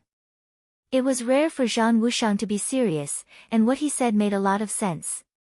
Even young Master Han couldn't find any reason to despise him. According to the effect of the teleportation circle, we can determine how many people will be sent out. Sword Demon nodded and said. But don't just sit around. If you have nothing to do, practice loading things. Load as much as you can. Practice. Han family young master shouted. Time ticked by, and a bunch of famous experts stayed in their rooms, practicing this thing. There was no news from Brother Yu, Shi Xiaotian, and Nitrite Radical. Brother Yu and Shi Xiaotian weren't online at all. Han family young master asked about Nitrite Radical. Nitrite Radical said that he was already doing his best. He confirmed that his studio didn't have it and was currently asking around in the circle. Be careful. This was Han family young master's warning. I understand. This was Nitrite Radical's reply. The two of them continued to communicate tacitly. It was impossible to tell what they were talking about. No one would have thought that the day would pass just like that. For the entire night, even Gu Fei didn't have the nerve to go offline. He shared the joys and sorrows with everyone else in the room, training hard and snatching equipment. It wasn't just the original 7 people who were training together. Because the effect of the teleportation circle was unknown, what if 10 or 20 people could enter at once?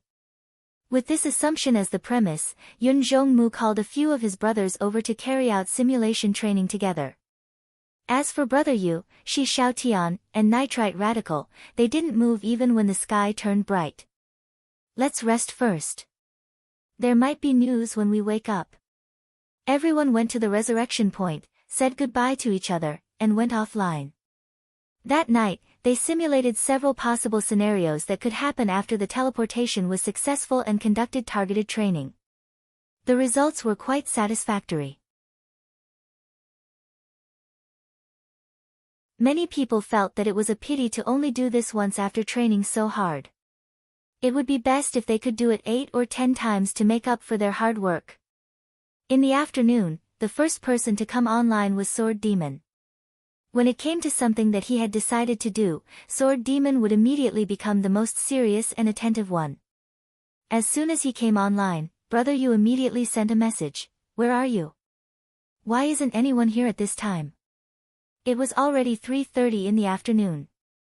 For these people who ate, drank, and slept all day in the game, it was unusual for them not to come out at this time.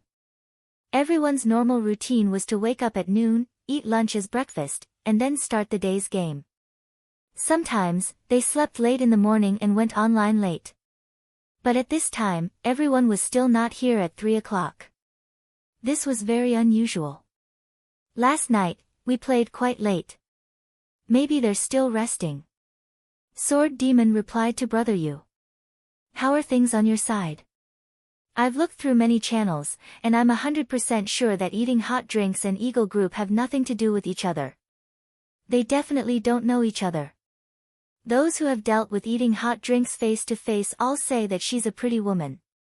That Shi Xiaotian is also a good match.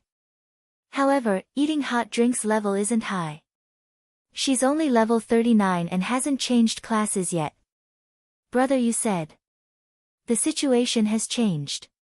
Shi Xiaotian's side said that they won't pretend to be eating hot drinks. Sword Demon suddenly realized that they should have informed Brother Yu about this change. Brother Yu was still preparing for eating hot drinks. Wasn't this a wasted night? Ah. Why? This news really surprised Brother Yu. Sword Demon explained the reason.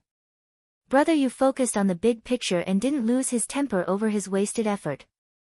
Instead, he asked with concern, what does she plan to do? We're not sure. Yesterday, she didn't see anyone for the whole night, just like you. Sword Demon and Brother Yu first chatted and then met up at the guild's stronghold. It wasn't until 5:30 that the group gathered again, but Shi Xiaotian was still not online. But there was also good news. When the Han family young master came, he swung his hand on the table. Everyone looked at it, portal scroll. The power of the studio was indeed extraordinary. They weren't afraid that he couldn't get it. They were afraid that it didn't exist in the game. This portal scroll confirmed that it existed. After a lot of hard work, Nitrite really found it. After all, the game was so big. There were tens of millions of players in 100 main cities. A mere portal scroll didn't need to be hidden so mysteriously like top-grade equipment. Even so, everyone still carefully confirmed that this scroll was the same version as the one Drifting had. Then it was time to put it into practice. Since the person who would use the scroll would be Shi Xiaotian, they finally decided that this exercise should help Shi Xiaotian familiarize himself with it. After dinner, Shi Xiaotian finally appeared. Everyone let out a sigh of relief. Waiting for someone was also quite a torturous thing. How's the preparation? Everyone didn't have the energy to talk nonsense. When they saw Shi Xiaotian, they directly asked. Brother Yu, what did you find on your side? Shi Xiaotian first asked Brother Yu. Me? I have information about eating and drinking, but I can't pretend to be her anymore, right? Brother Yu said. I can't directly pretend to be any reporter. I can only be myself, but my identity will also be a reporter for a game website. Shi Xiaotian said. That makes it even more difficult. Han family young master said. So I still need one more night to prepare. Shi Xiaotian said. What exactly are you planning? Can you let us know? Gu Fei was always wary of Shi Xiaotian. You can come with me. Shi Xiaotian said.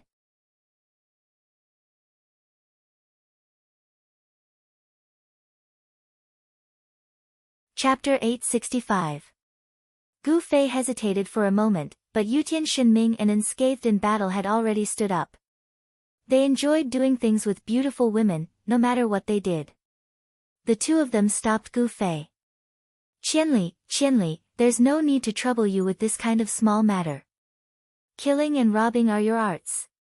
You can stay and practice. You two go to the side. Gu Fei was infuriated. If Shi Xiaotian was here to deceive everyone in the room, these two fellows would undoubtedly be the easiest to fall for. If he were to smile at them, they would probably lose their consciousness. If he asked them to follow Shi Xiaotian, it would be the same as not following him at all. I'll go take a look. Gu Fei turned around and told everyone before following Shi Xiaotian. Yutian Shinming and Unscathed in Battle tried to follow them, but with Gu Fei between them, the two felt that it would be pointless. Thus, they tactfully stayed behind. Where are we going? Gu Fei asked Shi Xiaotian. To pick up some custom-made items. Shi Xiaotian said. What items? Scamming equipment. Shi Xiaotian smiled. Did I disgust you again? Gu Fei was speechless. How should he put it? This was a skill that he looked down on, but at this time, they needed to use this skill. He couldn't help but think of that unbearably vulgar saying. Whether a gun was good or bad depended on who held it in their hands. But this time, was it good or bad? Gu Fei couldn't say for sure. He only understood one thing. It was Ying Qi who caused trouble for everyone. There was no place for reasoning in the game. This kind of thing could only be solved by themselves. Honestly speaking, Gu Fei liked this method. If it was just a simple PK, then it would be perfect. But this time, it was an opponent that couldn't be of much use in PK. This made Gu Fei feel helpless. On the other hand, Shi Xiaotian was like a fish in water in such a situation. Gu Fei's displeasure rose by several levels. Let's go. Gu Fei ignored Shi Xiaotian and urged her to hurry up. Aren't we walking? Shi Xiaotian muttered as she led Gu Fei through the streets of Cloud City. Soon, they arrived at the old district of Cloud City. As its name suggested, the old city district was dilapidated and old. The NPCs who moved about here were all scantily clad, looking like refugees who had been stranded in this place. The scenery here was ugly, and the people here were ugly. It was the most desolate and lifeless area in Cloud City. Unless they were forced by a quest, no one would come here.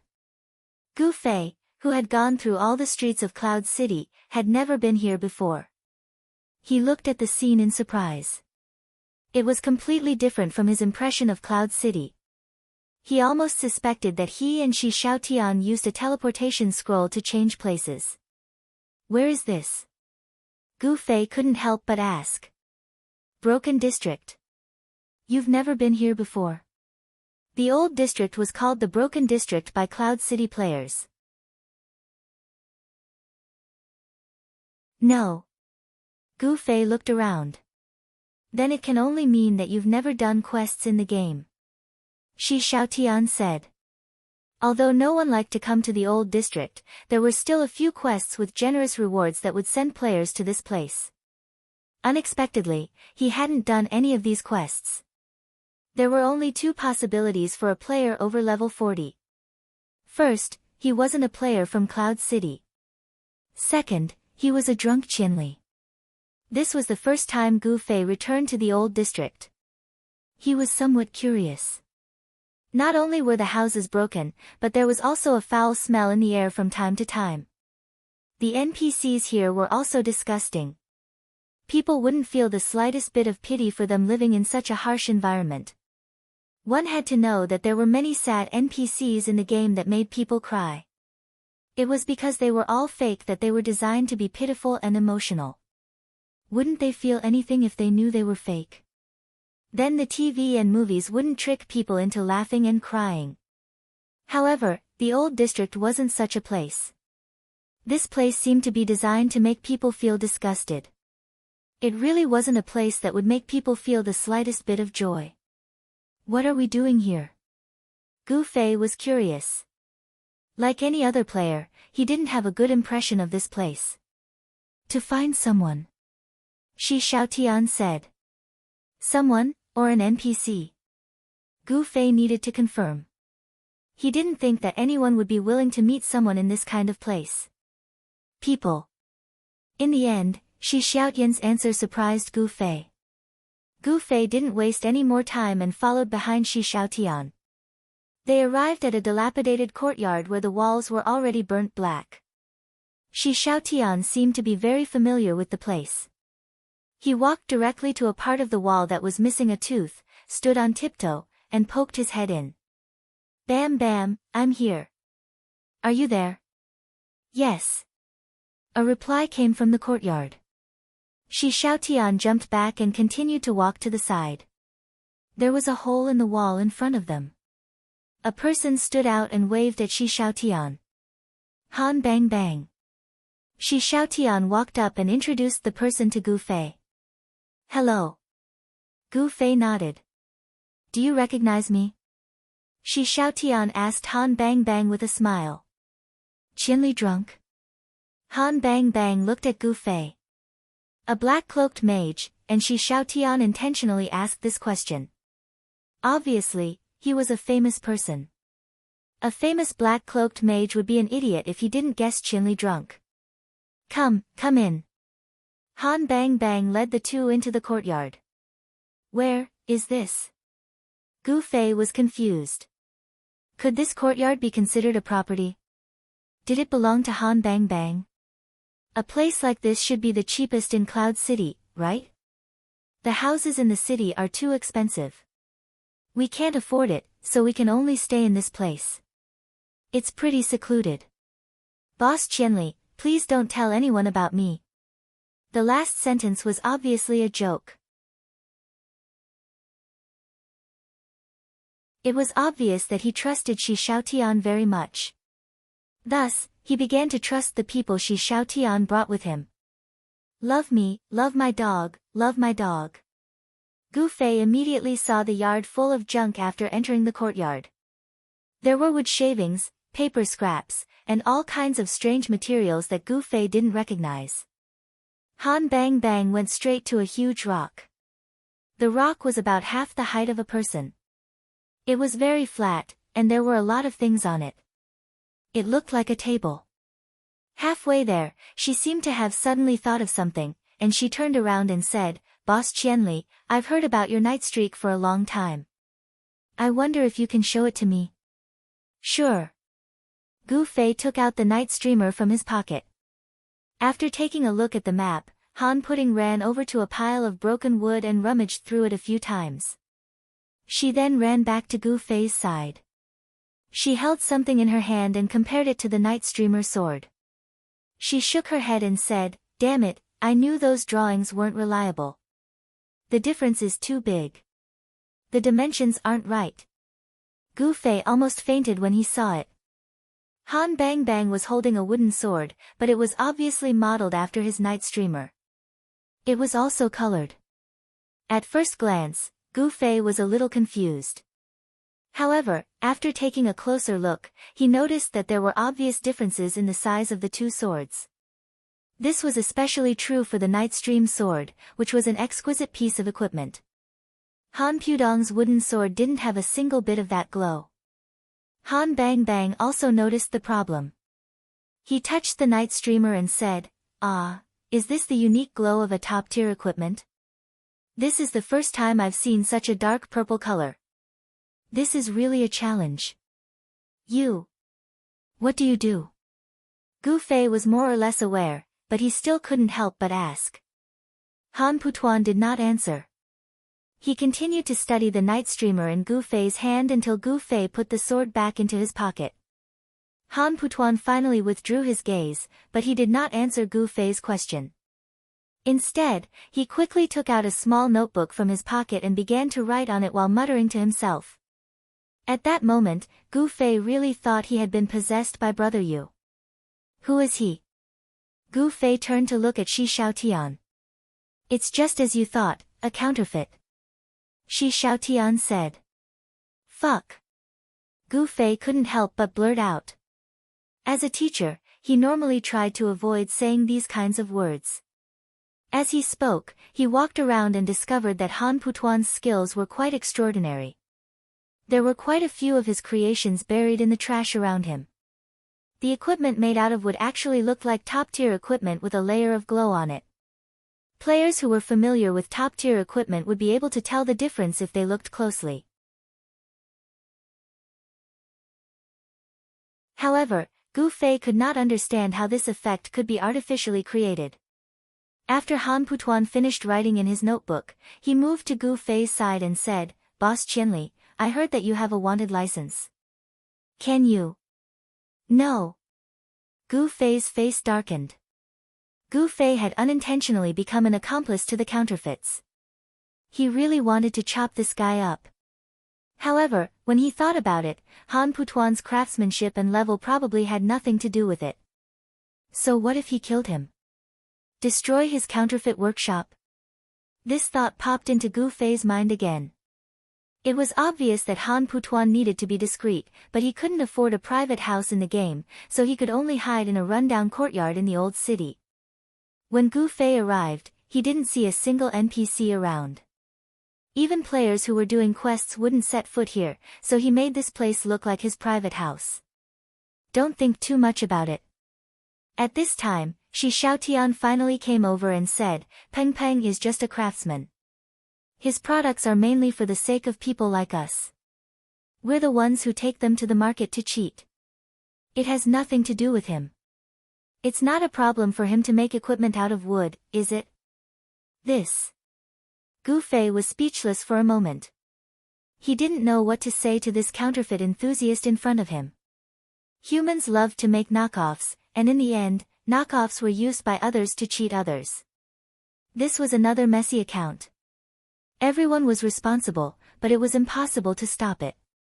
Even if the counterfeit workshop was exposed, it wouldn't stop Han Putuan from going back to his old business. Moreover, this guy seemed to be highly valued by the scammers. If he was forced into a corner, the scammers would jointly invest in a property for him. What could they do then? Game simulation caused problems in all aspects. That Yi Xiaowu always complained that his kung fu destroyed the balance, but what about this craftsman? The Night Streak sword made from a piece of wood was almost as good as the real thing. What about this craftsman? Of course, at least he couldn't make the stats of the equipment in the game. If the buyer really wanted to appraise it seriously, he wouldn't be fooled. It all depended on the skills of the scammers like Shi Xiaotian. Aren't you afraid that I'll expose your tricks by bringing me to a place like this? Gu Fei glared at Shi Xiaotian. Expose? Do you really not know, or are you just pretending to not know? This kind of scam is already at the granddaddy level. In the online gaming circle, it's been around since the birth of online games. Be careful and make sure when you make a transaction. Is this the kind of reminder you give when you expose your tricks? What a pity. This kind of reminder has been around for who knows how many years, but there are still people who fall for it. Even in the parallel world, this kind of thing has long been exposed, but what happened in the end? Putuan's business is even better. Exposing scams sometimes turns into teaching material for scams. Isn't that embarrassing? Said Shi Xiaotian. Gu Fei had to admit that Shi Xiaotian's words made sense. Since someone was doing this kind of shady business, they must have exposed it before, but Han Putuan was still doing very well and seemed to be as busy as ever. It was obvious that the exposure didn't put an end to it at all.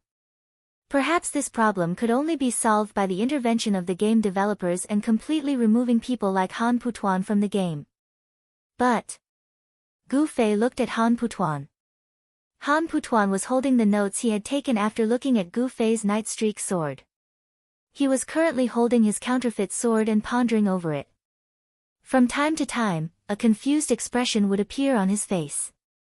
But no matter what, the concentration on his face made it easy to see how much he enjoyed it. Was he scamming people? No, he wasn't. He liked to make these kinds of imitations, but these kinds of imitations were useless. Which player in the game would be willing to buy such an imitation for their collection? In the end, his talent was discovered by scammers with bad intentions. Suddenly, Gu Fei felt a wave of sorrow, the sorrow of learning something useless. This sorrow was very familiar. He just wanted to have an environment where he could practice his martial arts, but Han Bianduan probably wanted to be appreciated by others for the things he loved, right? Did he really need to destroy it? Although Gu Fei repeatedly warned himself that it was completely different from whether what he did was right or wrong, when he saw Han Putuan's focused eyes, Gu Fei avoided it and even restrained himself. When he saw Han Putuan's puzzled expression, he even had the urge to lend the Night Streak sword to Han Putuan so that he could take a good look at it. Gu Fei even thought of himself. He used his kung fu without restraint in the game. Although he tried his best to limit it to the wanted quest mode, his skills in city battles and mercenary group battles also caused a lot of trouble for others. Although there were no losses when players died in those modes, to be more precise, they would not lose levels or equipment in normal PvP environments. In a competition like that, they would lose points if they died. They would lose the chance to win the competition. How could that not be a loss? Was there any difference between the effects he caused and the scammers who used Han Putuan's products to deceive people? Han Putuan relied on her craftsmanship to create a scam industry, while Han Fei relied on his martial arts to determine the outcome of a battle. In fact, most of the players who were defeated because of him weren't hateful people. Most of them were just ordinary players who weren't much different from his friends. There was no good or evil in this world. Everyone was the same. It was just a game. Hey, what are you thinking about? Shi Xiaotian went to get Han Putuan's things after he finished speaking. When he turned around, Gu Fei was still in a daze. Nothing, just something on my mind.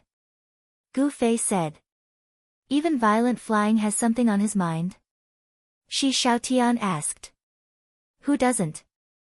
Gu Fei said. What's on your mind? Just because it's a game, you can do whatever you want. That's too simple. Gu Fei said. I know. That's why you can't do whatever you want. You want to PK, but you've always been doing wanted quests, right? Shi Xiaotian said. If only that was the case. But I've been involved in too many battles. Maybe I'm indeed a spoiler. Gu Fei said. What do you mean by also? Shi Xiaotian said. Aren't you? Gu Fei asked. Fine. Me too. I'm much worse than you. Shi Xiaotian said. Of course. I hope you can be modest. Shi Xiaotian said. I don't need to be modest in front of the truth. Violent flying. Liar God. They looked at each other and walked closer to each other. Slowly. You're wrong. That's not true. Ahem, that's not true. When do I come to get the things? Shi Xiaotian turned around and asked Han Putuan. About 4 hours. Han Putuan said. Okay, I'll come back in 4 hours. Shi Xiaotian said, indicating that Gu Fei could leave. What do you want from him? Gu Fei asked. Reporter's ID. Shi Xiaotian said. What? Reporter's ID. You've been interviewed by Duo Mumuduo. It seems like they didn't show it to you. I've found out that all the reporters stationed in the game have reporter's ID. Moreover, this thing is created by the game system and has a serial number. It's very useful. In some special times, you can even use it to apply for PK protection. It's just that if they're interviewing private players, like you, they won't be too wary, so they don't need to show their ID to prove their identity. That's why many players don't know about this. But in reality, this is the only proof of being an online reporter from a parallel world. As a studio, Ingqi should know about the existence of a reporter's ID. Moreover, they wouldn't overlook this detail that normal players wouldn't care about. It's easy to fool them with a reporter's ID. Shi Xiaotian said. It can't be. Since it's something given by the system, it'll be easy to see through it if you look carefully. Gu Fei said. At the very least, we should first see the effects of a real reporter's ID before making a conclusion. Shi Xiaotian said. Where are we going to find one? Please, can't you just borrow Duo Mumuduo's ID to take a look? Shi Xiaotian said. But what's the use of this? Gu Fei didn't understand. It won't be long before you understand. Shi Xiaotian smiled.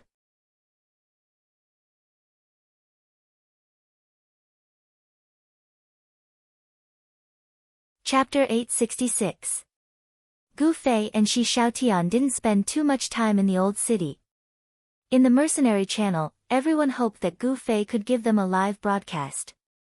Unfortunately, Gu Fei still wasn't used to the game's chat system and rarely used it unless it was absolutely necessary. Faced with Brother Yu and the others' shouts of, "What's the situation?" Gu Fei simply said, "Come back and talk." Everyone who was waiting for Gu Fei to come back and talk was very depressed. While they were depressed, they continued their intensive training of snatching goods. It wasn't until Gu Fei and Shi Xiaotian came back and opened the door that everyone immediately stopped and surrounded them. Nothing much. I just found someone to make a reporter's ID, said Gu Fei. Reporter's ID. Everyone was confused. Although they were all experts, the reporter's ID for online reporters in the parallel world was unprecedented in the history of online games. This belonged to another reporter's circle, so very few people knew about it. Why else would the players who were interviewed not want to see the reporter's ID? It was all because if the reporter didn't take the initiative, no one would think of it. As for the reporters, they weren't too used to this. Sometimes, as soon as the ID was reported, people would believe it. Then why bother to get the ID? Shi Xiaotian couldn't help but tell everyone about the reporter's ID. Brother Yu was extremely ashamed. Is there such a thing? How could I not know? You made a fake ID. Can this kind of thing be fooled in the game? Won't you be exposed with an appraisal spell? Sword Demon and Gu Fei also had the same question. The next step is to solve this problem. Shi Xiaotian looked at Gu Fei. They're not here right now. Gu Fei knew what she meant. She wanted to see Duo Momuduo's reporter's ID. Who? The others asked. Duo Momuduo. She wants to see the effect of appraising the reporter's ID, said Gu Fei. You've already gotten a sample of the reporter's pass. How could you not know the results of the appraisal? Brother Yu was puzzled. I only inquired about some materials and sizes, but I have never seen the real thing. Shi Xiaotian said. I also have Duo Momuduo's offline contact information, but wouldn't it be too abrupt to suddenly ask them for their press credentials and make them suspicious? Brother Yu said. Even if they have doubts, they probably can't think of anything. But just in case, there was no need to be so proactive. Weren't they also doing follow-up reports on this incident? They will definitely come to interview us again. No matter who they interview, just inform Shi Xiaotian, and we can just mention it to him. Han family young master said. Sure. Shi Xiaotian nodded. Putting this matter aside for now, everyone continued to practice snatching goods. Now that everyone had gathered, everyone finally decided to try out the teleportation scroll and see its effects. The scroll was precious, but fortunately, it could last for a minute. This minute was enough to know how big the door would be and how many people could rush in the shortest amount of time. The trial was prepared to be fully enclosed and carried out in the house. One chance to use it was also given to Shi Xiaotian to let her use it to practice first.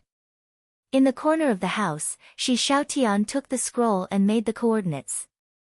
A group of people gathered around, and Shi Xiaotian then walked to the opposite corner. Everyone was very nervous. If this door had a limited number of people, and only one person could enter at a time, it would be a bit meaningless. I'll use it. Shi Xiaotian said solemnly as if he was about to launch a rocket. Use it. The scroll was used with a shake. Both places glowed at the same time.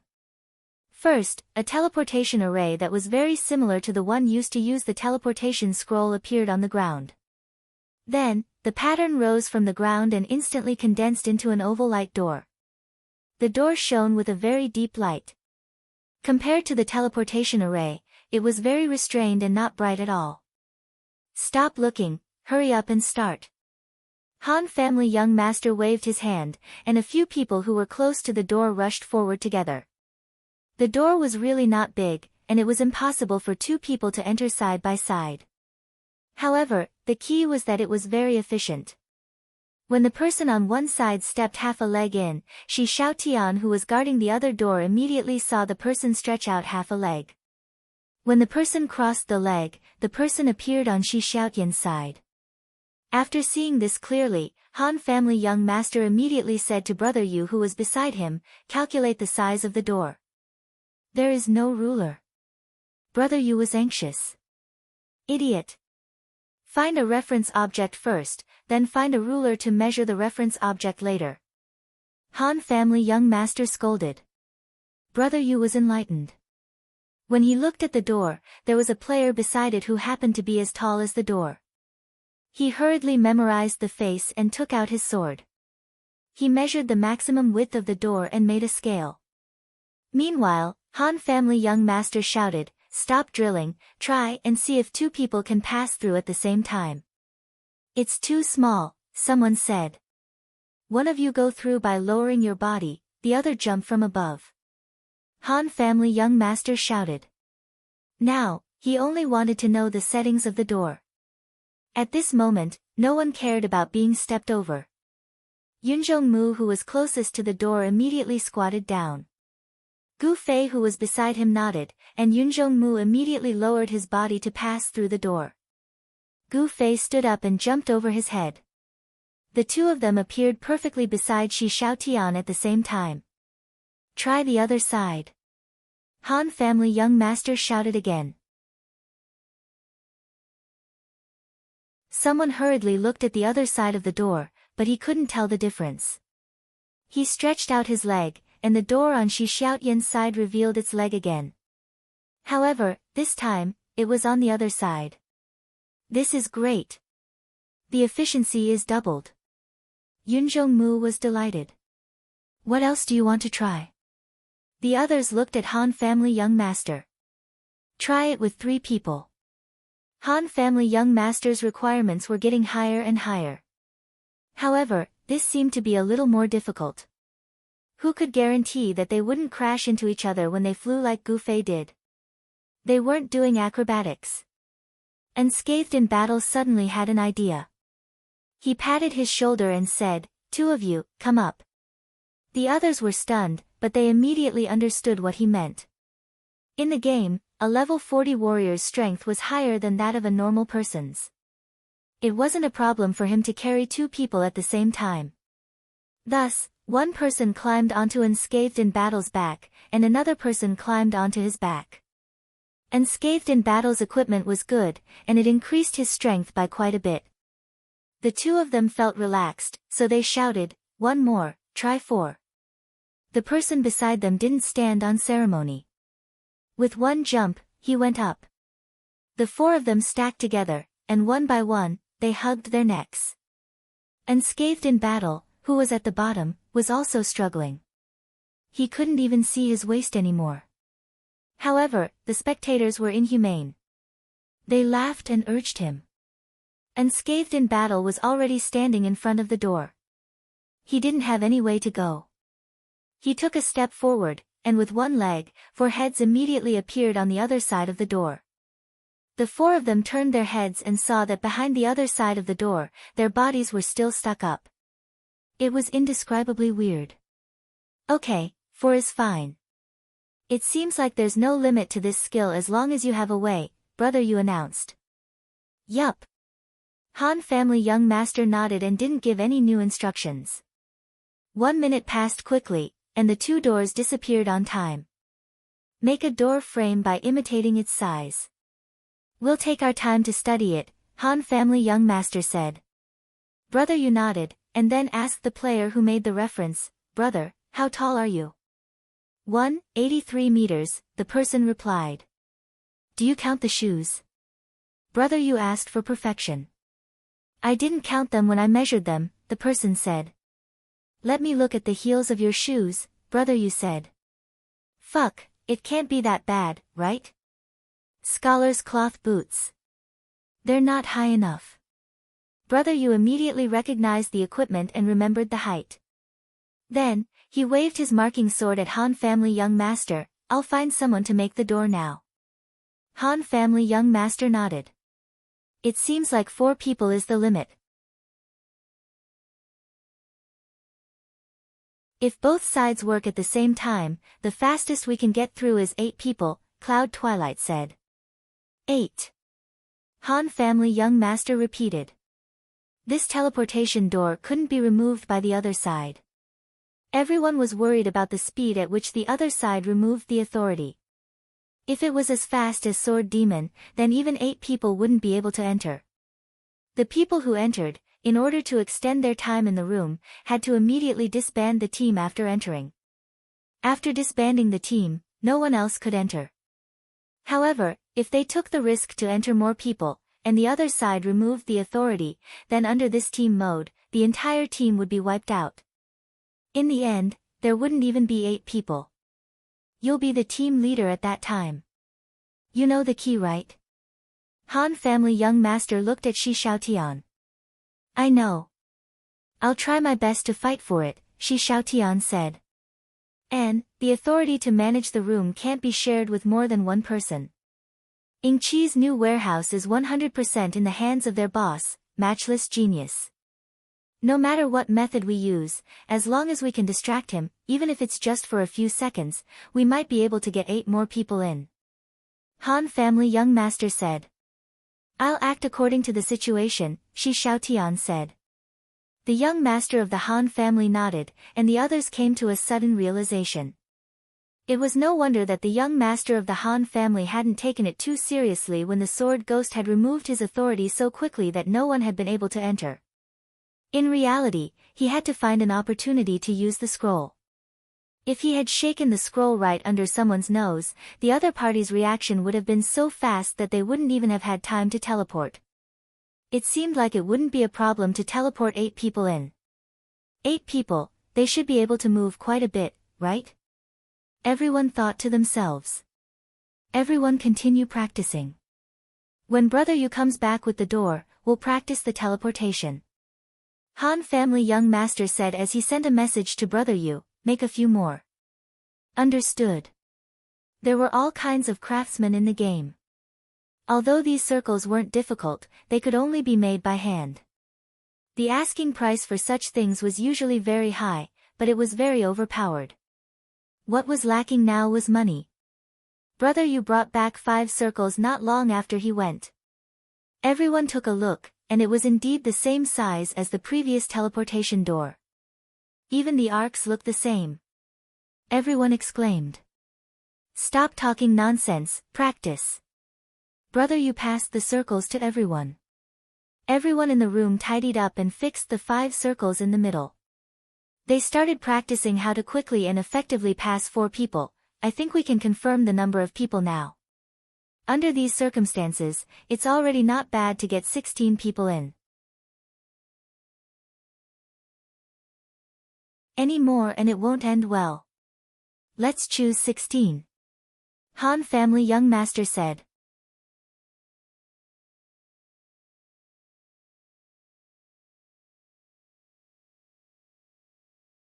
Chapter 867.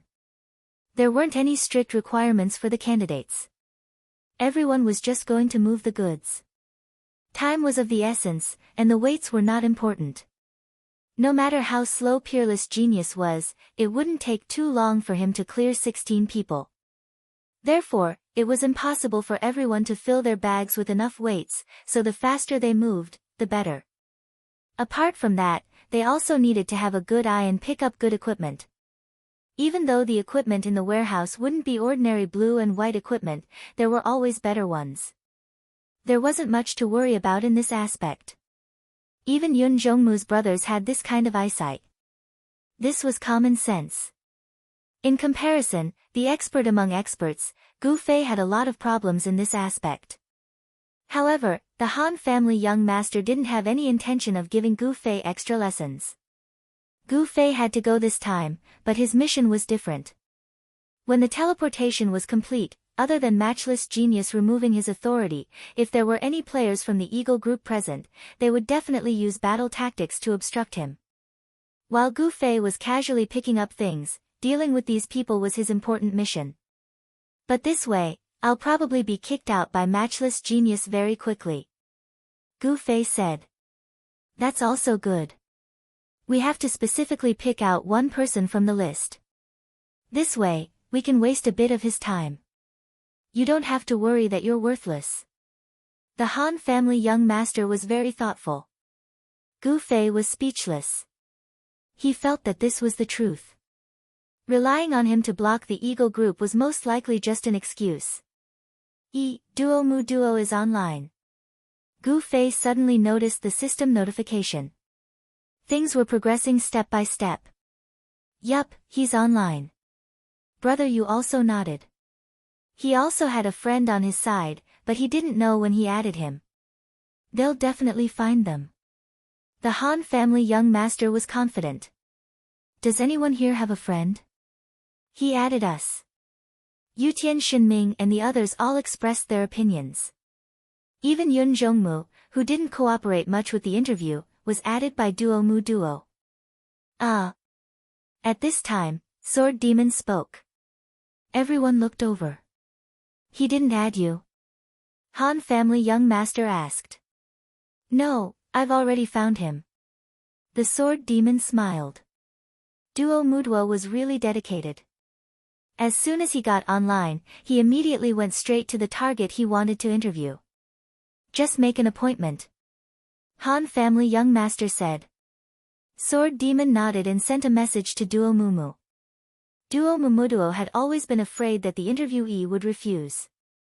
Seeing that the other party had agreed, how could he be picky about the meeting place? Naturally, he flew over without saying a word. When they arrived at Very Defying Heaven's mansion, they saw that all of Very Defying Heaven's mansion's core experts were present. Even Yun Zhongmu was present. Duo Mumuduo was even more ecstatic. Any one of them would be able to reveal incredible information. Duo Mumu politely greeted everyone and focused on chatting with Sword Demon. Even if he really wanted to interview other people, there had to be a process. When he came over and saw that there was a better target, he immediately threw Sword Demon aside. Duo Mumu Mudwa couldn't do such an excessive thing. Sword Demon didn't hesitate. He first got down to business. After exchanging a few words with Duo Mumu Mudwa, he immediately asked about the reporter's ID. Yes, of course. Duo Mumu Mudwa didn't hesitate. This reporter ID was for them to prove their identity. It wasn't some mysterious thing. It was just that this was the first time something like this had ever happened in the history of online games, so even these two experienced reporters hadn't gotten into the habit of showing their ID during interviews. If it wasn't for Sword Demon taking the initiative to mention it, they would have forgotten about such a tool 80% of the time. At this time, when Sword Demon said it, the two didn't hesitate at all and immediately took it out. A group of people came up to watch curiously, and Shi Xiaotian was undoubtedly at the best angle and the most suitable position to observe. This reporter's ID was the same model as Gu Fei's wanted license, but the size was slightly different. Duo Mumu had already taken the initiative to show it to everyone. Inside was his organization, Fun Gaming Network. Then there was the reporter's name, gender, ID number, reporter's ID number, date of issuance, and so on. It really looked like a regular ID. The only funny part was the name. Duo Mumu's real name was first, and then there was his online reporter's pen name, Duo Mumu. Everyone didn't bat an eyelid. They pretended to be curious and asked all sorts of questions. In reality, they just wanted to give Shi Xiaotian more time to observe. Brother, you actually didn't know about the reporter's ID. He felt like he had lost an adult. At this time, he was taking notes at the side. He almost directly snatched the reporter's ID. Hey, this is fun. Can I play with it? Yutian Shinming talked nonsense. I'm afraid that's not possible. This is the same as the guild badge. It can't be traded. Duo Mumu said. Then how do we get this thing? Han family young master took the opportunity to ask. Freedom of the press. Nowadays, more and more people are paying attention to things that happen in the virtual world. Us online reporters aren't any different from those sports reporters or entertainment reporters. Don't think that this ID is a virtual item. It was issued by the General Administration of Press and Publication. Of course, we can only use this in the game. We also have official documents. Duo Mumu said. When everyone heard this, they understood why this ID looked so formal. It wasn't something that the game company had control over. It was probably something that was forced to be designed. However, they weren't really interested in this. They were just looking for a topic to waste some time. However, now that they heard that this ID was really formal, they couldn't help but feel a bit more suspicious. Shi Xiaotian didn't say anything. They didn't know if she had seen enough, so they continued to talk. With just this one ID, a bunch of people surrounded him and asked all sorts of questions. At first, it could be said that they were curious, but if they continued, it would seem that they didn't know the world. The normal things that could be asked were all asked. The questions gradually became childish and young. Everyone was in pain when they finally saw Shi Xiaotian nod her head slightly, clearly indicating that they had enough. Everyone finally let out a sigh of relief and dispersed. In the end, Duo Mumu and Mudwo were at a loss. They had been patiently chatting with everyone about this ID mainly because these people could be said to be news figures in the game. Duo Mumu wanted to work hard to establish a friendly relationship with them. Just as he felt that they were getting along well, a bunch of people suddenly became cold and uninterested. Did he say something wrong? Sword Demon saw that everyone was retreating so irresponsibly, causing the two reporters to be so stunned. He hurriedly said, "Why are you two looking for me?" Duo Mumu came back to his senses. While collecting his ID, he began the official interview. Next, Duo Mumu Mudwo was left to the Sword Ghost to deal with. At this time, the others had something on their minds. After looking at the reporter's ID, they did not pay much attention to Duo Mumu Mudwo. The more questions there were, the more annoyed everyone became. They wished they could just beat him up with their clubs. Unfortunately, the kind and honest Sword Ghost was really there to answer their questions. "How is it?" In a corner of the room, Gu Fei asked Shi Xiaotian. The Han family young master was also very concerned about this key to success or failure. "What do you mean how is it?" Shi Xiaotian asked. "Can you make it?" Gu Fei asked. "Aren't you going with me?" Shi Xiaotian asked in reply. "Making a fake is of course very simple. Now I'm thinking about how to deal with the appraisal." I insisted on looking at Duo Mumu's ID. In fact, what I really want to see is not the ID, but what will be shown after the appraisal. It doesn't seem to be showing anything. Gu Fei said. Yes, the information shown is very simple. It says that it's the ID and the serial number. However, the simpler it is, the easier it is to find loopholes, Shi Xiaotian said. What loopholes? Loopholes in the fake identification information, Shi Xiaotian said. This can be faked? Gu Fei was surprised.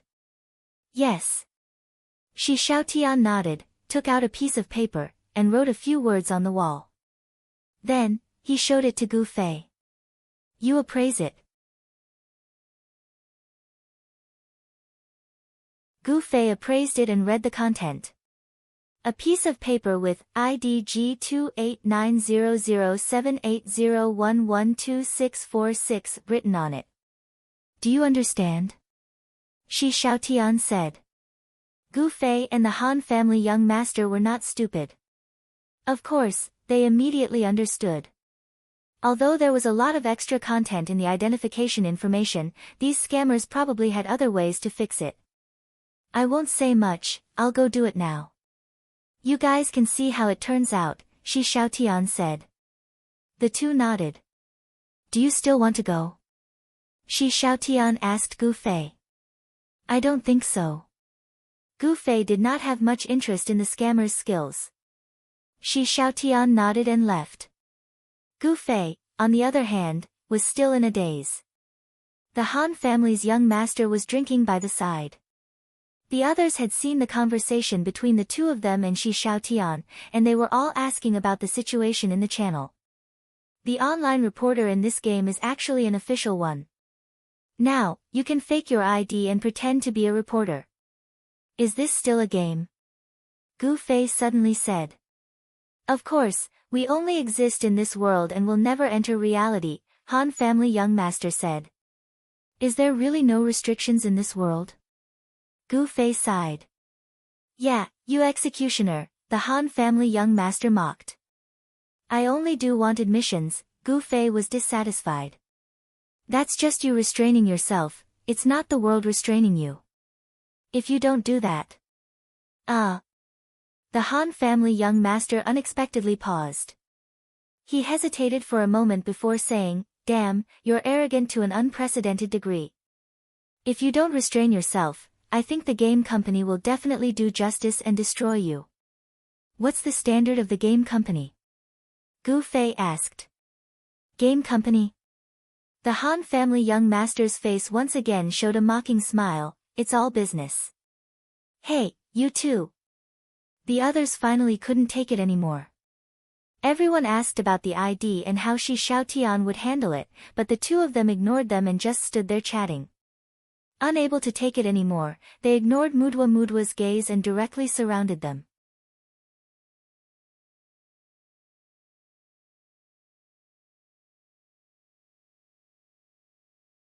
Chapter 868.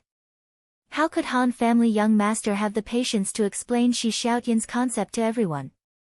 In the end, Gu Fei could only kindly explain it to everyone. He even learned from Shi Xiaotian and took out a piece of paper to demonstrate. Those who weren't idiots basically understood it. Those who had a strong sense of crisis, like Brother Yu, had already reminded themselves to be careful in future market transactions. Those who were a bit more despicable and shameless had already shrunk to a corner to discuss how they could do something in this area. Moreover, the topic of discussion had also spread. Everyone exchanged the scams they had seen along the way. Brother Yu loved to talk about these gossipy stories and became the most active among the experts. Duo Mudua's interview was almost over. Sword Demon was the one who avoided the most in this incident. He basically spent the entire time in jail. Although he was the guild leader, he couldn't talk about it from the perspective of a participant. He couldn't talk about any interesting details. In addition, he wasn't good at gossiping. His concise answers were enough to get rid of most of the questions that Duo Mudua had prepared. From Sword Demon's concise answers, Duo Mudua didn't develop any new questions. After asking the last question, the two's eyes began to wander around the other experts. They looked like players who had seen a rich boss. However, he discovered that these guys completely ignored them. Duo Mudua tactfully didn't make any more moves. Although professional reporters needed to be shameless, it was useless at the moment. This was a game. There was no way to stay and not leave. This was someone else's private house. If they removed your authority, you would have no choice but to scram. There was no need to say too much nonsense. Can you answer another one of our questions? Duo Mudua still tried to fight for it before he left. No one answered. They just looked at the two of them. Yingqi's studio was poached by Yunting's studio. Is this related to the conflict between you and Yingqi's studio? Duo Mu asked. Of course it's related. Han family young master replied. Duo Mu's eyes lit up. The conflict between Yingqi's studio and us shows how despicable and shameless they are. Such despicable and shameless people will definitely suffer retribution. Look, retribution is coming soon. Han family young master said. Duo Mu smiled bitterly. So the other party was just joking with him. He guessed that there was a connection between the two matters, but unfortunately, he could not verify it. Right now, this group of people did not seem prepared to reveal it. Duo Mu could only nod helplessly and say, so that's how it is. Then, he left with Mu Duo. Alright. Now that the preparations are in place, let's hurry up and practice. The Han family young master began to give instructions. The portal frames were moved out one after another. Everyone practiced hard while waiting for Shi Xiaotian's final results. Time passed slower and slower, and the boring practice made everyone more and more listless. At this time, they needed some good news. Finally, they waited for Shi Xiaotian's return. Come, have a look. Shi Xiaotian showed her ID as soon as she entered the door. The reporter ID was exactly the same as the one Duo Mu and Mu Duo had shown before. Yutian Shinming relied on his eagle eyes and was very good at capturing information. He scanned the name on it and asked excitedly, Sister Tian, is this your real name? No, Shi Xiaotian is my real name. Shi Xiaotian answered him. Huh? Then this? I made it up. On Shi Xiaotian's fake reporter ID, her real name was a fake name, but her game ID was her real name. At this time, some people who had already used appraisal techniques were shocked. How did you do it? In the appraisal results, they only saw the reporter ID and a serial number. Results like the piece of paper that Gu Fei had demonstrated earlier were not shown. What else are you holding in your hand? Gu Fei suddenly asked. Shi Xiaotian was surprised. How do you know? I can tell by looking at the shape of your hand. Gu Fei's observation in this aspect was unparalleled. Amazing. Shi Xiaotian was also convinced. What's wrong with the shape of my hand? The others were still confused, but the Han family young master had already seen some clues. Is there something else blocking in front of you and replacing the identification of the fake reporter ID? Shi Xiaotian nodded. Self-made equipment? The Han family young master continued to speculate. Hearing this term, the others also reacted. In the game, the equipment made by the player's life skills were called self-made equipment. The biggest feature of self-made equipment was that the creator had the right to name it, which was a manifestation of the game's personalization. Therefore, it was not too surprising that a low-level white heavy sword was called Heaven-Destroying and Earth-Shattering Divine Sword or something. Players could not make the attributes of Heaven-Destroying and Earth-Shattering, but they could still come up with this kind of name to satisfy their craving. The thing in Shi Xiaotian's hand was obviously named Reporter ID G29000548114685. Why can't we see it? Is this equipment invisible? Someone was confused. Everyone here was experienced and knowledgeable. Invisible equipment? They had never heard of it. It's only temporary, Shi Xiaotian said. Oh, skill equipment. Everyone came to a realization. That's not right. Even if it's self-made equipment, it shouldn't be blank except for the name after identification. What about the equipment type? Wait. Attributes, someone said. Display settings. We can choose the content to be displayed. Leaving only the name is possible. Brother, you had already thought of it and took a deep breath. Good point. Shi Xiaotian nodded. At this moment, the skill time of the thing in his hand seemed to have run out, and its true form was revealed. It was a shield. The fake reporter ID was blocked by it, and there was no angle that could be identified. Although the skill would be invisible when used, it couldn't fool the appraisal skill. In the end, it worked with the appraisal skill and became a flawless deception. It's indeed brilliant. Everyone nodded. Self-made equipment, additional skills, and display settings when setting up a stall were all reasonable functions in the game. Under the effective deployment, it produced such a fake effect. This method can't be seen through at all. Everyone put themselves in Shi Xiaotian's shoes and felt that it was terrifying. As long as no one touches the shield, Shi Xiaotian said. Everyone looked again and felt that this possibility was basically impossible. This was because the shield itself was very small, and if one didn't reach out towards Shi Xiaotian, it would be impossible to touch it. Obviously, no one would do such a thing because the reporter ID couldn't be traded. It would be fine to just hold it in one's hand and show it to others. There wouldn't be such a process. Is the additional skill evading? Brother, you like to confirm? Yes, you know about it. Of course, it lasts for 15 seconds and has a cooldown of 3.5 minutes. Even if the skill comes into contact with it, it won't be immediately interrupted like a thief's stealth or vanish skill. If it's attached to a weapon, it's seen as a godly skill by many. But up until now, the attributes of the weapons that have this skill have been too mediocre. So although there are godly skills, there aren't any godly weapons.